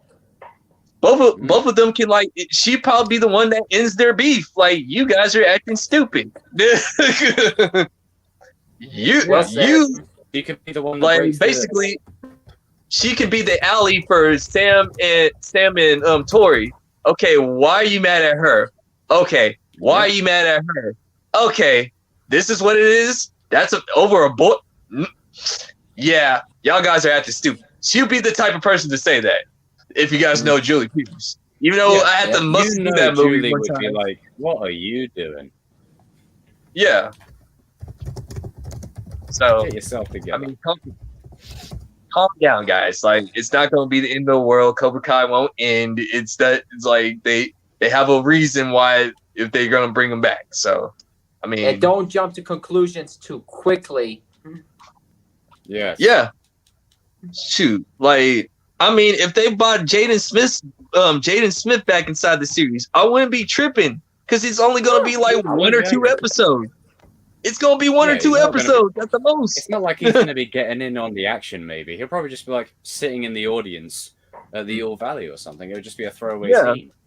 Yeah. That, or like him and Jackie Chan are like sponsors of the All Valley tournament. You just don't know. We never know. We never know. You never know. They could still do this. They could still do this. The show is very unpredictable at most of its parts, and that's what's best at. Yeah. It keeps things unpredictable, excuse me. And you would never expect to happen in a tournament. Will Robbie take the win? We don't know. Will Tori take the win? I mean, this we don't is know the which thing. Cobra is going to As win. much We don't know. as much as it's unpredictable, when the unpredictable happens, it's hard to get angry about it because it's still earned. Like, it's still earned either way. So if Robbie was to, let's say Robbie he gets offered to join Cobra Kai in season 3 and doesn't take it, you could still buy it because he's had 2 seasons worth of Miyagi-Do training. So you could still buy that. But also, he's a very troubled teenager, a lot of anger. So if he joins Cobra Kai, you can believe it. Like, there's a lot of groundwork that they lay and set the foundation for, which is what really cements the decisions. So when whatever happens, it's still earned. It's still earned. Oh, hey, Christian, I see you in the chat. Exactly. Hey, you got another Christian. 2 Christians. Just to let you guys know, Tanner Buchanan looks so much like Val Kilmer. You guys have to see how similar these two look like. You guys have to see it. Shoot. They do look a little bit similar, don't they? They're very similar. They're very similar. Did you guys know it says Pat Morita conceived a potential 5th Karate Kid film, which would have been a dying Mr. Miyagi training Johnny Lawrence? Woo! What? Oh, I would have watched that. That would have been. I would have watched that. That would have been cold. That was very cool. It says Mr. Miyagi training Johnny Lawrence, who now works as a doctor, into his peaceful karate arts so Johnny can find balance on his life before Miyagi passes away and gets sent to Okinawa so he can be buried there. The concept never got off the ground, but it seems like that a part of it has been revived for an episode of Cobra Kai. Oh my god. Interesting. It's gonna happen. Like, Daniel's teaching Johnny how to do Miyagi-Do. Because he's gonna be making fun of it. Like, why am I doing your chores, Lil Russo? Why am I doing this? Yeah. Also, Hillary Swank. Oh, that's a good point, Darius. Maybe Julie has like a Miyagi-Do. Like the Avengers have West Coast Avengers. Maybe she has like the East Coast Miyagi-Do. Carry on, Nico. They said Hillary Swank also played a fighter in a movie called $1 Million Baby. She played a boxer. I think I've heard of that. Yeah, I remember that movie. Yeah, I remember that movie. I know $1 Million Baby. She did pretty good in that one. That's what I'm saying. Hillary Swank is actually a good actress, man. It's just that movie. Oh yeah. Like that movie was just garbage. That's all it is. Like, you can't get mad at the actor or the actress or whatever. No. And as we said before, I think that's people's problems too. Is like they get mad at the actor or the director, but it was just their vision. Yeah. Yeah. Cool it. Yeah. Hit the brakes. Yeah. We're all gonna die one day. She won an Oscar. Oh damn! She won an Oscar for $1 Million Baby. Yeah. Cool. She did good. Yeah, she won an Oscar for it. I'll be damned. And also too, she was just 18 when she auditioned to play the orphan Julie. Thank you. And she also appeared in. I also just want to. Just want to throw this out there as well. That Elizabeth Shue is always hesitant to come back to anything, and well, she came back, so it almost seemed like it was like a pre-Cobra Kai, having a girl involved and different methods, but. Well, that's what I'm saying. It's like that's why I said like it'll be interesting if she does come back, because therefore, if Daniel doesn't know everything, and that's his main that's his main bad part about his personality. Like he's so melancholy, like it always has to be his way. Like it's hard for him to it's hard for him to like take a chance with people. Like he didn't trust Chosen at first. I mean, I don't blame him because he tried to kill him, but like but like for the most part, once he just like kind of like gave Chosen a chance. Chosen taught him techniques that actually saved his life against John Kreese. Yeah. Once again, like now with this whole entire tournament, like we've been predicting, the stakes are high, but like. Yeah. Like I'm agreeing with Jacob. Like Miyagi-Do is gonna lose. Eagle Fane's gonna lose this thing. Yep. But yeah, me too. I think of that too. And like you said, we're thinking that there might be a fight outside. What if Terry Silver's been training all these years and he beats Daniel and Johnny by himself, and John doesn't even have to stop come in. And that's where that's when Julie comes back into play. You get what I'm saying? Like you just don't know. Like there's a technique. Perfectly. That's a lot of things to digest, because a lot of things could go either way, because it could be after the tournament of the fight in the parking lot. It could be the beginning. We never know how the events will occur. Because but I'm just saying, like if you're gonna put two and two together. They said it's gonna be like some of the Rocky movies. Like I believe that they're gonna have a part where like Daniel is like getting like probably in the beginning like a little bit of Rocky 4, like Daniel hopping in his car getting mad at trying to go fight Kreese, like just going back in the past and then bringing back into the future. And then you got some parts of the montage of them training of like like Rocky 3 or whatever. Then you got the rematch. Then you got the rematch clause with what's it called? Kristen Silva with Robbie and Sam. Oh, Robbie and Sam. Yeah. Yeah, maybe. Yeah. Basically, then you have someone going down in the ring. Yeah. And so, like Daniel won the first one, but years later. The generations, Robbie comes back and wins in in a different way or whatever. It's not it's like Rocky, but not exactly like Rocky. And then you got the fight outside. It's loosely sort of inspired by. Yeah, and like I said, me personally, Robbie I think Daniel? that'd be I don't know about that. Yeah.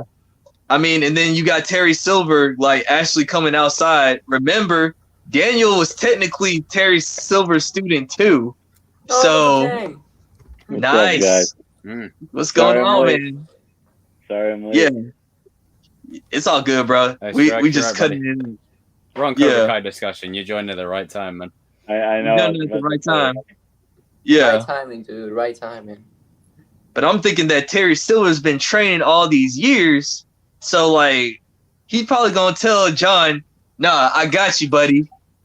I've been waiting to fight this little crap for a long time."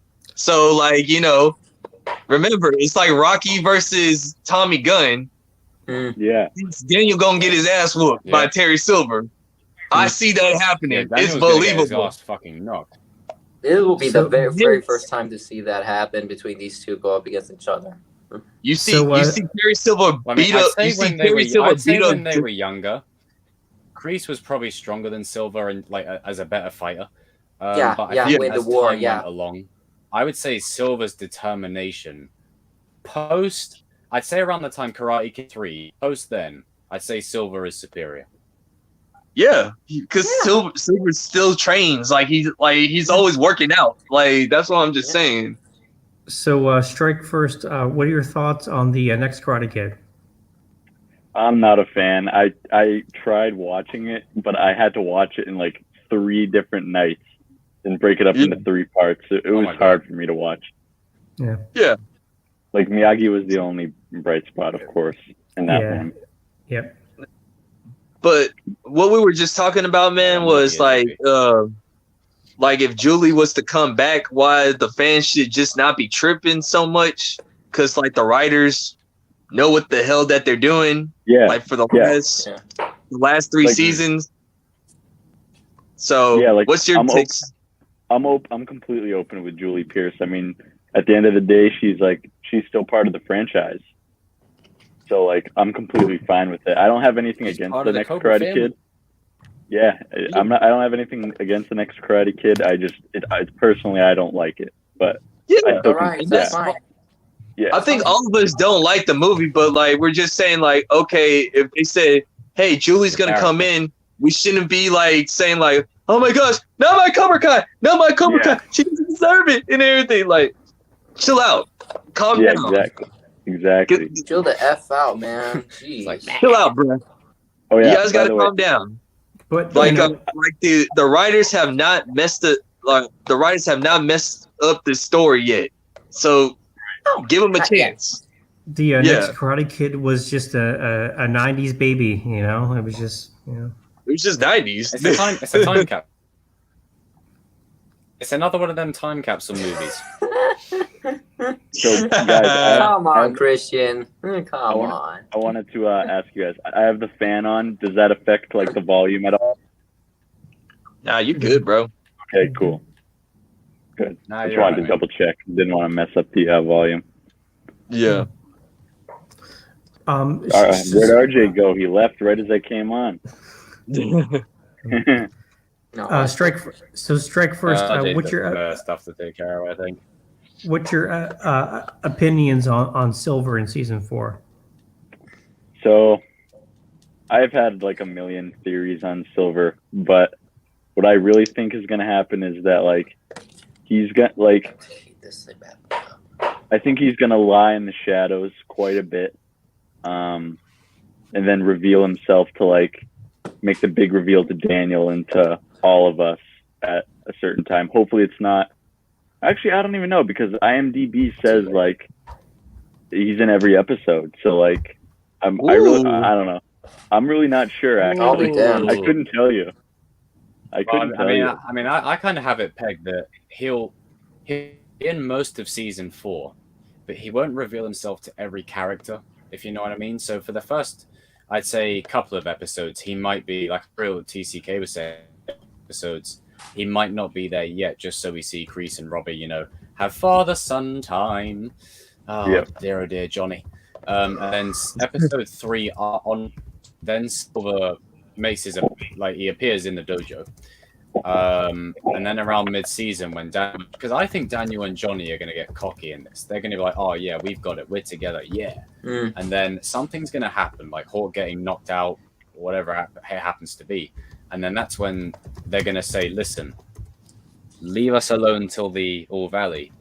And Silver will reveal himself around mid-season to Daniel and Johnny. Mm-hmm. Yeah. That would and be then Daniel will be like, oh, shit, we're in trouble now. Mm-hmm. Or it could be like we were talking about, like he reveals himself to the kids. Yeah, he reveals himself to the kids or whatever, and just say like, yeah, don't tell your dad about me. Not in a weird way or whatever. Just keep these lessons between just me and you, but that type of stuff. I see Hawk going down that route as well. Yeah, Hawk be the one to be manipulated more. It's the part. What if it ends up being a case of Hawk being the one that's chosen, and maybe he's training after hours or something in the dojo, something like that. And maybe you see that freeze frame in the trailer where it looks like a fight is happening. What if Hawk is thrown in the middle and getting beaten the crap out of? That could happen too. Yeah, That you can think happen. could he like possibly get like kidnapped or something? In this show, the police are so bad, so yes, it can happen. Yeah. Like, Yeah. With Silver being introduced in the show, that kind of stuff can happen now. Yeah. You know, it's the part in Karate Kid 3 where Daniel, punches that thing and, draws blood, and Terry's just like, blood, and Daniel just keeps on going, and it's just like, Make believe it's his. The dark side of Daniel. It's just, yeah. And so, but yeah, man, Terry Silver, he's just gonna like train these kids to death. It's gonna be like I call it, the Floyd Mayweather method, karate style, like the red and black challenge. Sessions are gonna get me fired up. Like that dog, it's gonna be a dog fight inside that dojo, man. Dog fight. There's only gonna be you. There is no stopping. You keep on going until somebody goes out. That's how they do it. Like, and so. Oh yeah, Tristan. Police don't matter in this show. The police are trash.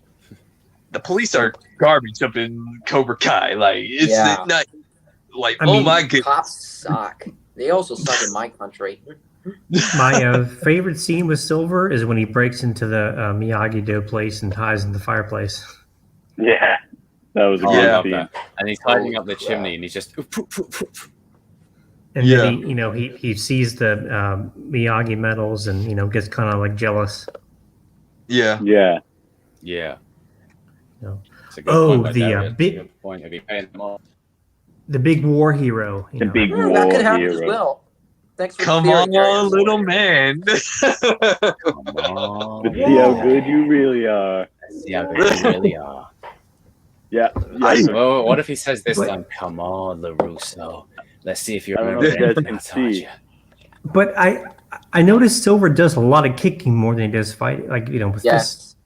Yeah, it's just like he's so long. Part 2, yes. Yeah. When he fought Miyagi, he utilized a lot of kicks, and Griffin has a very hell of a background with Taekwondo. Oh, hey, man. He's good. He's really good.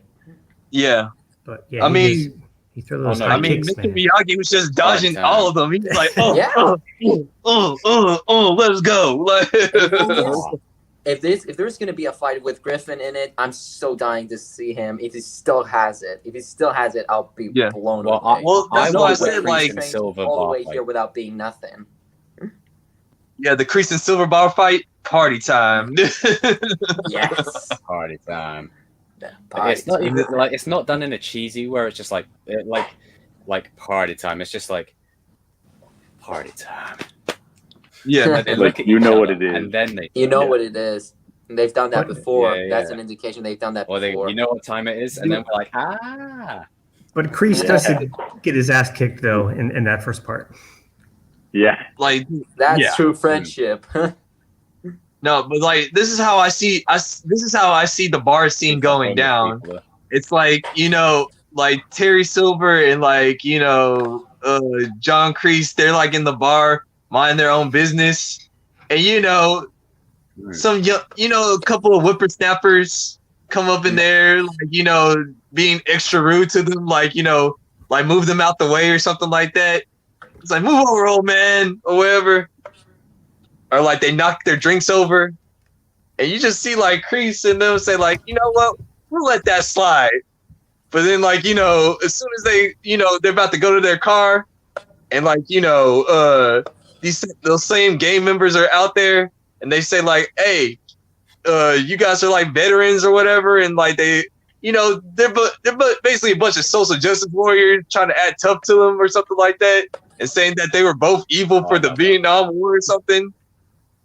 Dog, that's when they gonna say like, oh hell no, party time. I will that's how I say see this it, about man. Kreese. Like, I will say this about Kreese.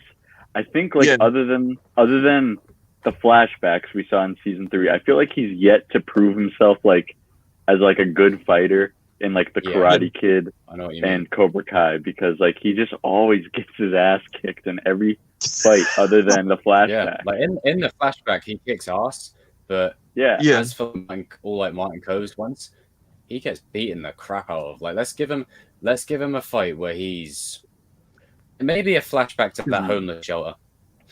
Yeah. Yeah. Like him beating up people, like he runs the hobo shelter, man. He's been dealing with people's BS for the last 3 weeks. Yeah.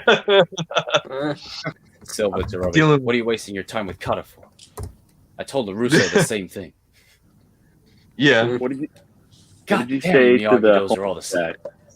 The homeless guy? He's like, you broke the lock off something, you son of a bitch, or something like that. You busted the lock off my footlocker, you. I warned you there would be consequences. Hey, Sean, knock it off.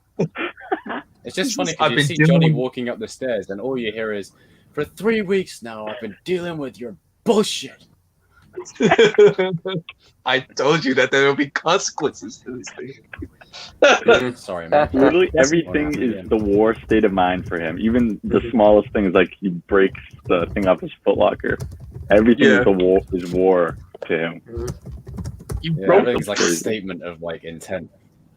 Yeah. Everything's like a call to arms. You broke the lock off my footlocker. And of course, and he's holding him. He's like this. Yeah. In Hawk's redemption, creases in the background, and I was like, Yeah. And I think that Terry's, like I said, like, once again, just going back to Julie real quick, because I really think she gets the bad end of the stick for her being in a crappy movie. This will actually help, like, her returning back to Cobra Kai will actually redeem that movie, in my honest opinion.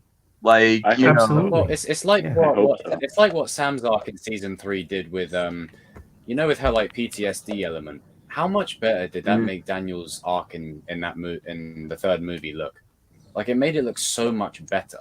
Because for all intents and purposes, Daniel was nerfed in that movie.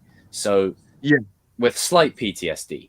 So with Sam's PTSD element, and then them going to like the place where he fought Mike Barnes, and then him telling the story, it added to Karate Kid 3. And now when you watch Karate Kid 3, you go, oh, okay, it's because he's struggling with PTSD and he almost lost the fear. Thank you, season 3. So it can do the same for the next Karate. I mean, I don't know. I mean, context and nuance. I don't know how far it can take it, but just like a little bit, to where it'll go, okay. Because let's be honest, like in the movie in Karate Kid 3, the way I would have done it was like, okay, he's gonna have PTSD. Ugh. You guys know what I'm talking about. PTSD. PTSD. PS. God damn it. Anyway, you get what I'm saying. Like, and I would have showed flashbacks of the CHOZEN fight, and have CHOZEN like keep on talking to Daniel, saying like, "You'll never be good enough," live or die stuff.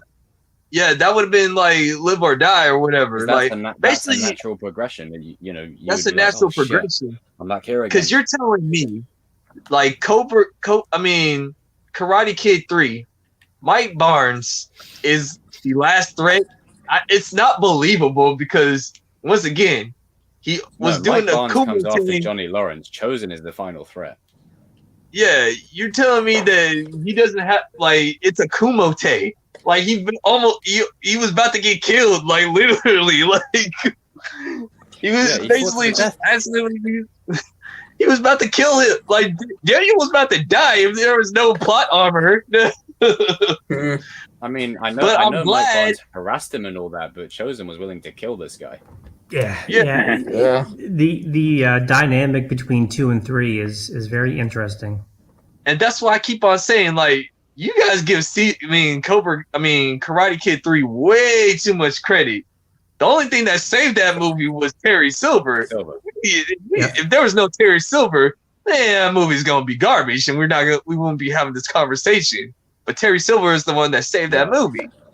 Because I've heard like a theory that just like an opinion that the third movie should have been the second movie, and the second movie should have been the third movie. Yeah. Oh yeah. See, I mean, the thing is that if they had it play out the same, right? The one thing that would have made it more believable is while he's fighting Mike, or just throughout the whole Karate Kid 3, you have flashbacks to the second one and how much like damage that's done to him emotionally and mentally. But because it didn't have that, it was sort of like, why is Daniel so nerfed? Why is he so weak? What happened? This guy just literally had a fight to the death. So if they had like flashbacks, or maybe just a scene of Daniel saying to Miyagi or someone, listen, that fight to the death, that's left a scar on me. Like that, I'm trying to get over that. That's why he's struggling with Mike. That kind of stuff. Yeah. But if they were going to do it the way that they did do it, switch them.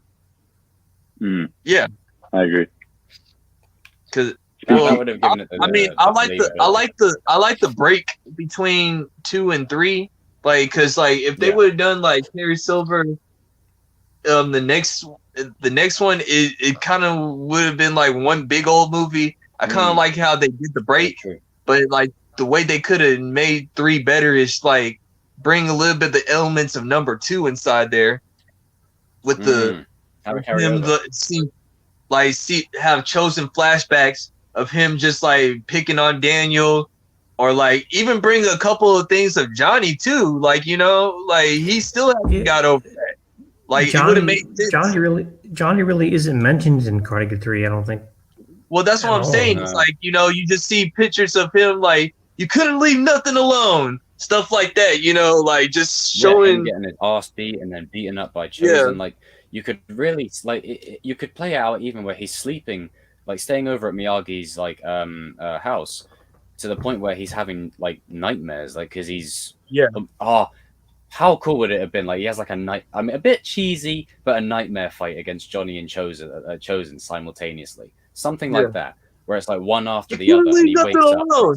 You could add this to your collection.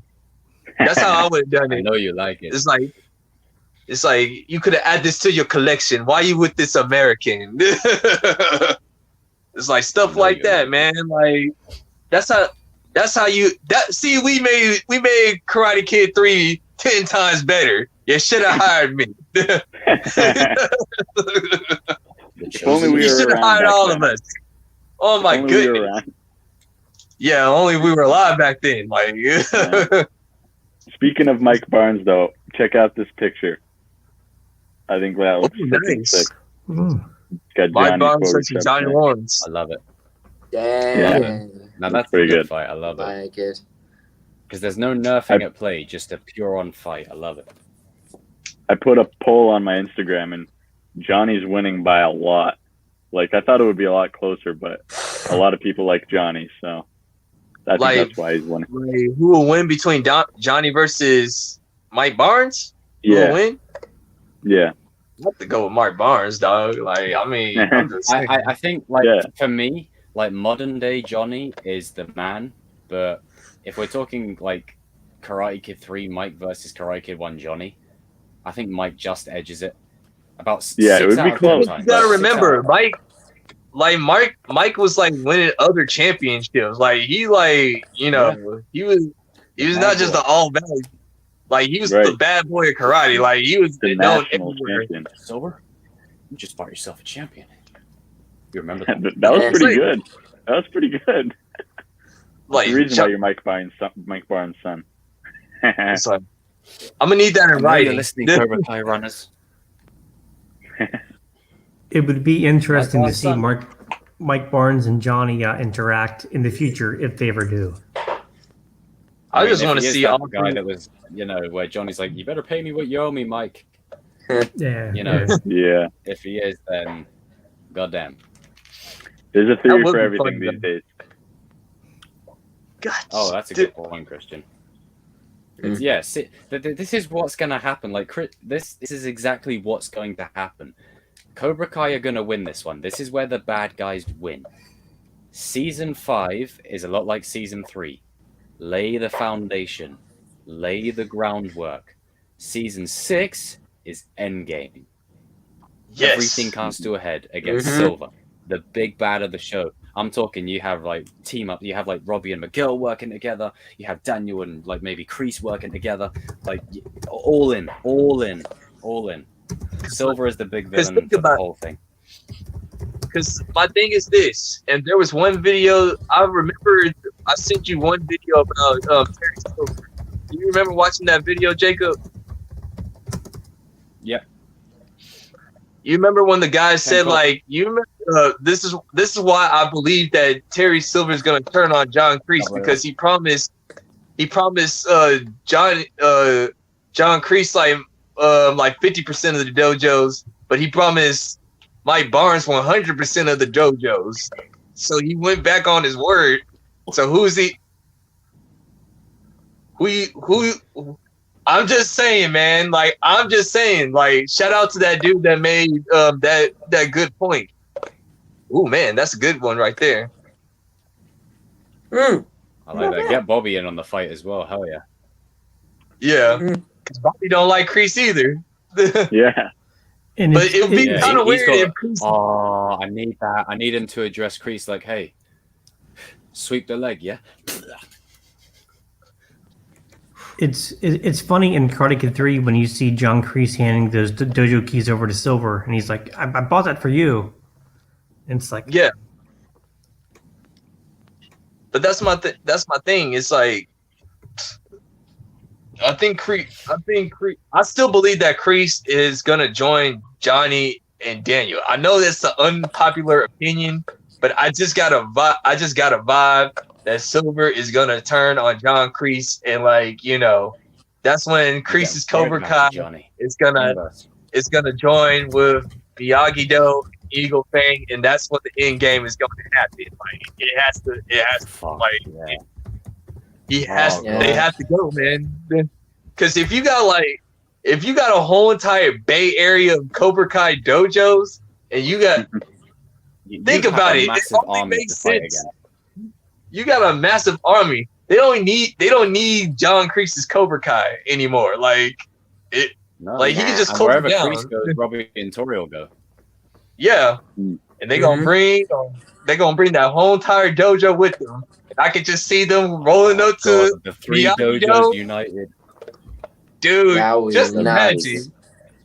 Dude, you just see like all of the kids from Cobra Kai come into Miyagi-Do, and then you see John Kreese with that stogie in his mouth. Well, Johnny. And Daniel's like, we don't smoke in here. Yeah. My bad. We got a problem though. My bad. Kreese in the Miyagi dojo, just like could you imagine, like, this is like when Robbie comes back, like he's still Cobra Kai, but he's back in the Miyagi dojo briefly. He's like, and he's like, oh, this is what it felt like. And Tori's like, what is this? And Kreese is like, Jesus Christ. and then Johnny just says, yeah, I know. Dude, just imagine Kreese learning Miyagi-Do. Yeah, he's just oh my gosh. That would be the best thing ever. Make that happen. Because like Silver coming in, as much as I like Kreese in a bad guy role, I feel like they have planted the seeds for him to have some kind of Darth Vader type story, where I feel like it might end with death for him. But yeah, I just feel like with them putting those flashbacks in of Betsy and stuff like that, it's just like the little details of where he wanted to go and be a soldier and be a hero and to do what was right and be a good man. And I feel like that might come full circle. But like they hinted that in season he's not going to be a good man to Daniel. He'll still be a dick to him. They hinted it in season 2 with him like being in the homeless shelter. Like he says, I don't know if I can ever redeem. And then that's when Johnny gave him the voice of reason. Like, yes, you can. Because if you saying that you can't do it, that means that's an excuse. And there's no excuses in this dojo. Mm-hmm. Yeah. And that's the key thing, man. Is Robbie and Tori aside, Johnny. Yeah. Like Silver and Kreese are not going to agree on what to do with Johnny. Yeah. It's going to be like you kept on saying in a whole bunch of streams. Terry's going to be saying, I'm worried about you, Johnny. Why are you trying to protect this guy? The same way Kreese said to Johnny, I'm getting worried about you, Johnny. It's going to be the same thing. But also it'll be like, you know, how many times did Kreese offer Johnny a chance? Like, it's just like, are you in? How many last chances? Your last chance? Your last chance. Like, This is your last chance is he guy? Like, he clearly wants him on his side. Or maybe that's if going to be someone the that thing. gets choked out in the parking lot, what if it's not one of the kids? What if it's Johnny? I mean, poor again. What if it is Johnny again? And maybe, I don't know, Kreese steps in and saves him this time. It could be like that too. It's like Terry Silver's too powerful because once again he keeps in shape. He beating up everybody. Like so, but yeah, man. Like the lock off my foot. I'm just saying, like that's how I feel. Like I just feel like like in season 6, because season 5. We already know there's probably going to be a time skip. Like, there's going to be so many dojos. There's going to be conflicted matters between Kreese and Terry Silver. It's going to be the debate of, because like Terry Silver can get rid of Johnny and Daniel anytime that they want to. Like, that's just the thing, because he got that much power. But like Kreese don't trust Terry Silver as much anymore. Like, because of the seeds that's been planted in season 4. So that's hence that's why I'm saying like season 6, when they're gonna bring back them, because you gotta remember it's the soul of the valley. You got Daniel, you got Johnny in the middle, but you also got Kreese on that other side, the left side, for the darkness, for it to come all together to make the yin and the yang. So I mean, that's how I feel. Karate Kid 3, Kreese was the pick. But the way this show has been built up is Kreese is always in control. He's the master manipulator. He's the leader. That's a dynamic now between him and Silver. That's going to be... It'll be fun for like the first, like season 4. They'll get along like, hey, buddy, yeah, party time, yeah, woo! But then as time progresses, could be a double edge. Yeah. Because like, if you notice it all the time, like with Daniel, Johnny, and Kreese, like either Johnny's in the middle or Kreese is in the middle. Like they're always like on the sides or whatever. So that's why I just keep on saying, like, listen, this is just my opinion, and I'm sticking to it. Them 3 are going to team up with each other. I just got a vibe, like. Well, it's like I said, when Robbie wins, I'm not going to say anything. I'm just going to look at the camera. Yeah. Yeah. And smile. So just do the same thing. I'm just saying. So, and then you got Julie coming in for like Julie's going to be like the healer of Cobra. I mean, for Daniel and Johnny. Like, I just see that happening. Like, they learn some healing techniques. I mean, I could see that. Christian, I sent you a message then. I sent you a message on IG. No, when you do, Jacob, raise a mug of hot chocolate. Oh, I will. Absolutely. I'll be raising a mug of it. Just be like, well.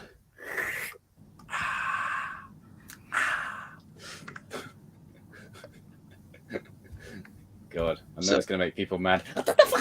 It's like... And so, I mean... Yeah, man. Good times. I think Robbie is gonna... And just going back to... I know we didn't get to talk about it that much.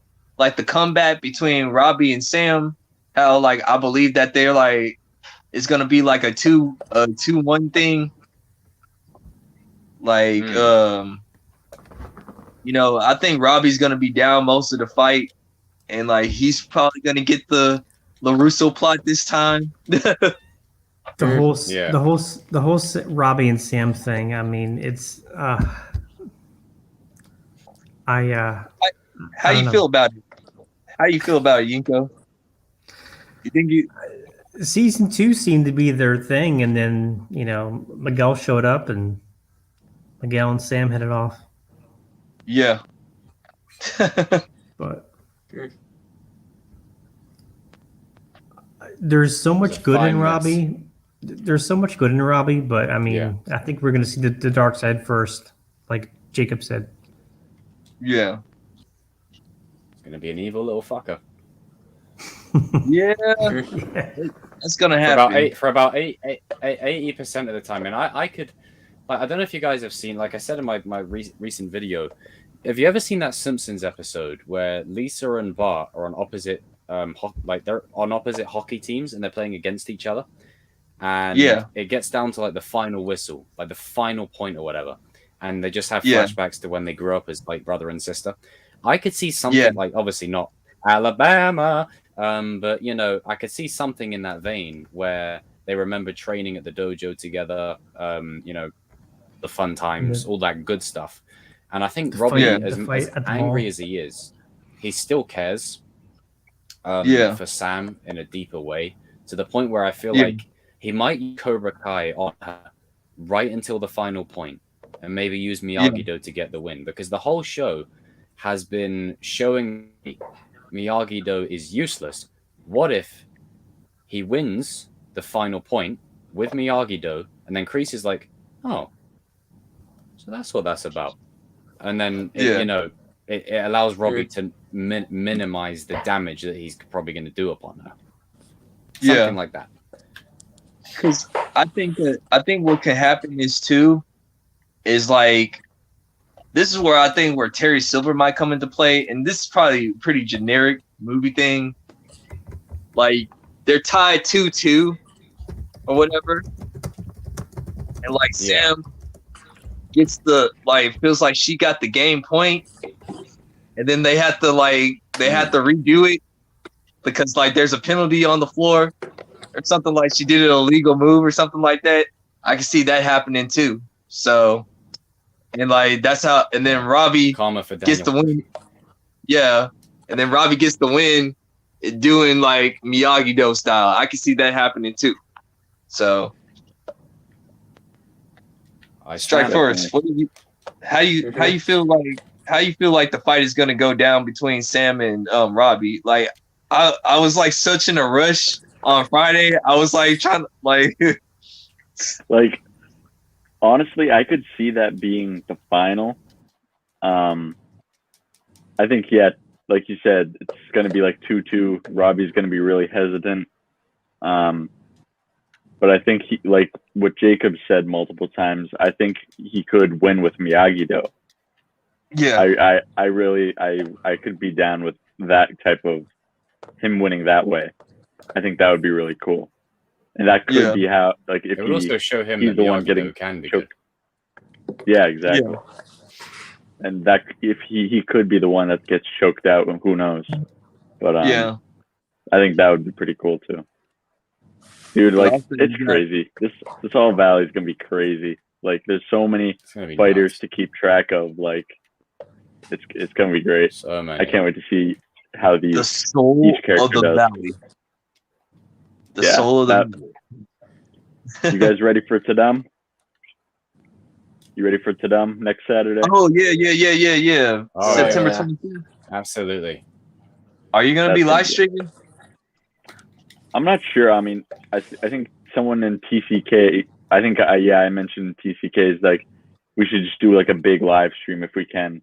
Try to get as much people as we can to just watch it and react. I was just about to say, like, I think CHOZEN's gonna do it too. It's gonna be a busy weekend next weekend. Be a busy weekend. It's gonna be a busy weekend. Yeah. I mean, I don't know if there's a way that it will allow us to like. I'm sure there's a way that we can we'll stream on our separate things at the same time. But if not, then we can just stream individually on our collective channels, and then just, you know, bounce in and out of others, just giving our feedback and our thoughts. How long is it supposed to be? I think a couple of hours, did they say? About an hour? Okay. Because I thought TCK said it was going to be like an all-day thing, but I don't think it would be. Oh, really? I think yeah, I'm not sure though. I think they're trying to make up for last year or whatever. What they dropped. I'm like 3 hours. Wow. Geek Week. People 3 hours. They're gonna put Cobra Kai at the last. They're gonna put Cobra Kai last. Yeah. Like they're gonna leave that at last because they know everyone wants that. They're gonna because that's their most popular show. Yeah. It's like because if like you just show all Cobra Kai stuff, everybody gonna leave. Yeah. Exactly. Yeah. They're like, right, I got my Cobra Kai. I'm out. See ya. Yeah. So 3 hours. It's gonna be wow. Yeah. It's gonna be crazy. Like, what time does this thing start though? Like, I need it. Let's see. Check it out. Cause like 3 hours. next week. 3 hours. 3 hours. 3 hours. 3 hours. It says. Do you guys in the chat mean the stream or do you mean the actual thing? It says. They talk about stream. Oh, thanks, Leo. So, IGN says it starts at noon my time. So I think that would be 6. Oh, okay. I can probably watch it with you guys because that way I will. Cause it's like in the afternoon. I mean, later on that night, I'll be watching some UFC. I ain't gonna be on here. Just letting you know. You watching some MMA that night. Nah, you gotta get that UFC in. What's it you're for? you're the MMA king for a reason. Oh yeah, for sure. That's it. What was going on? Like, I think Yinko, you were trying to say something, bro. The 3 hours what now? For what? For Dadum. Oh, is it? I just realized like that the name is like the sound that when you first open Netflix. Yeah. Did you guys know that? I just now realized that like this morning. I didn't notice that. Yeah. I was calling it Toodum for the longest time and I was like an idiot. And then oh man, what a stream! What a stream! Yeah, crazy. What a hell of a stream, boys! What a stream! Yeah.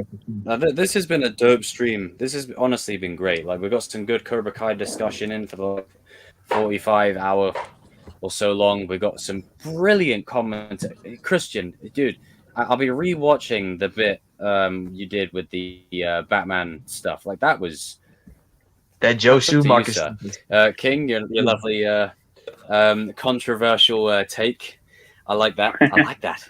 And yeah, it's been awesome. I know I'm gonna have some haters that like on my Instagram. You don't know what you're talking about. Bruce Lee is a real fighter. Put it this way.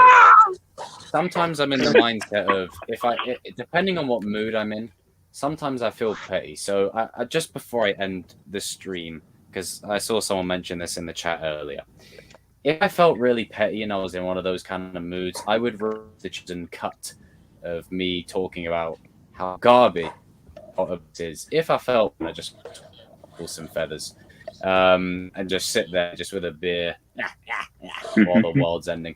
But do the Palpatine laugh. Do that today. But no, it's been but it has been solid. It's been a solid stream, ladies and gentlemen. But I think for this one, we'll probably call it there. Yeah. We are Back to the Future part. Guys, well, let's wrap it up with our savers, shall we? Boom. So we'll be see you on there. Yes, we will.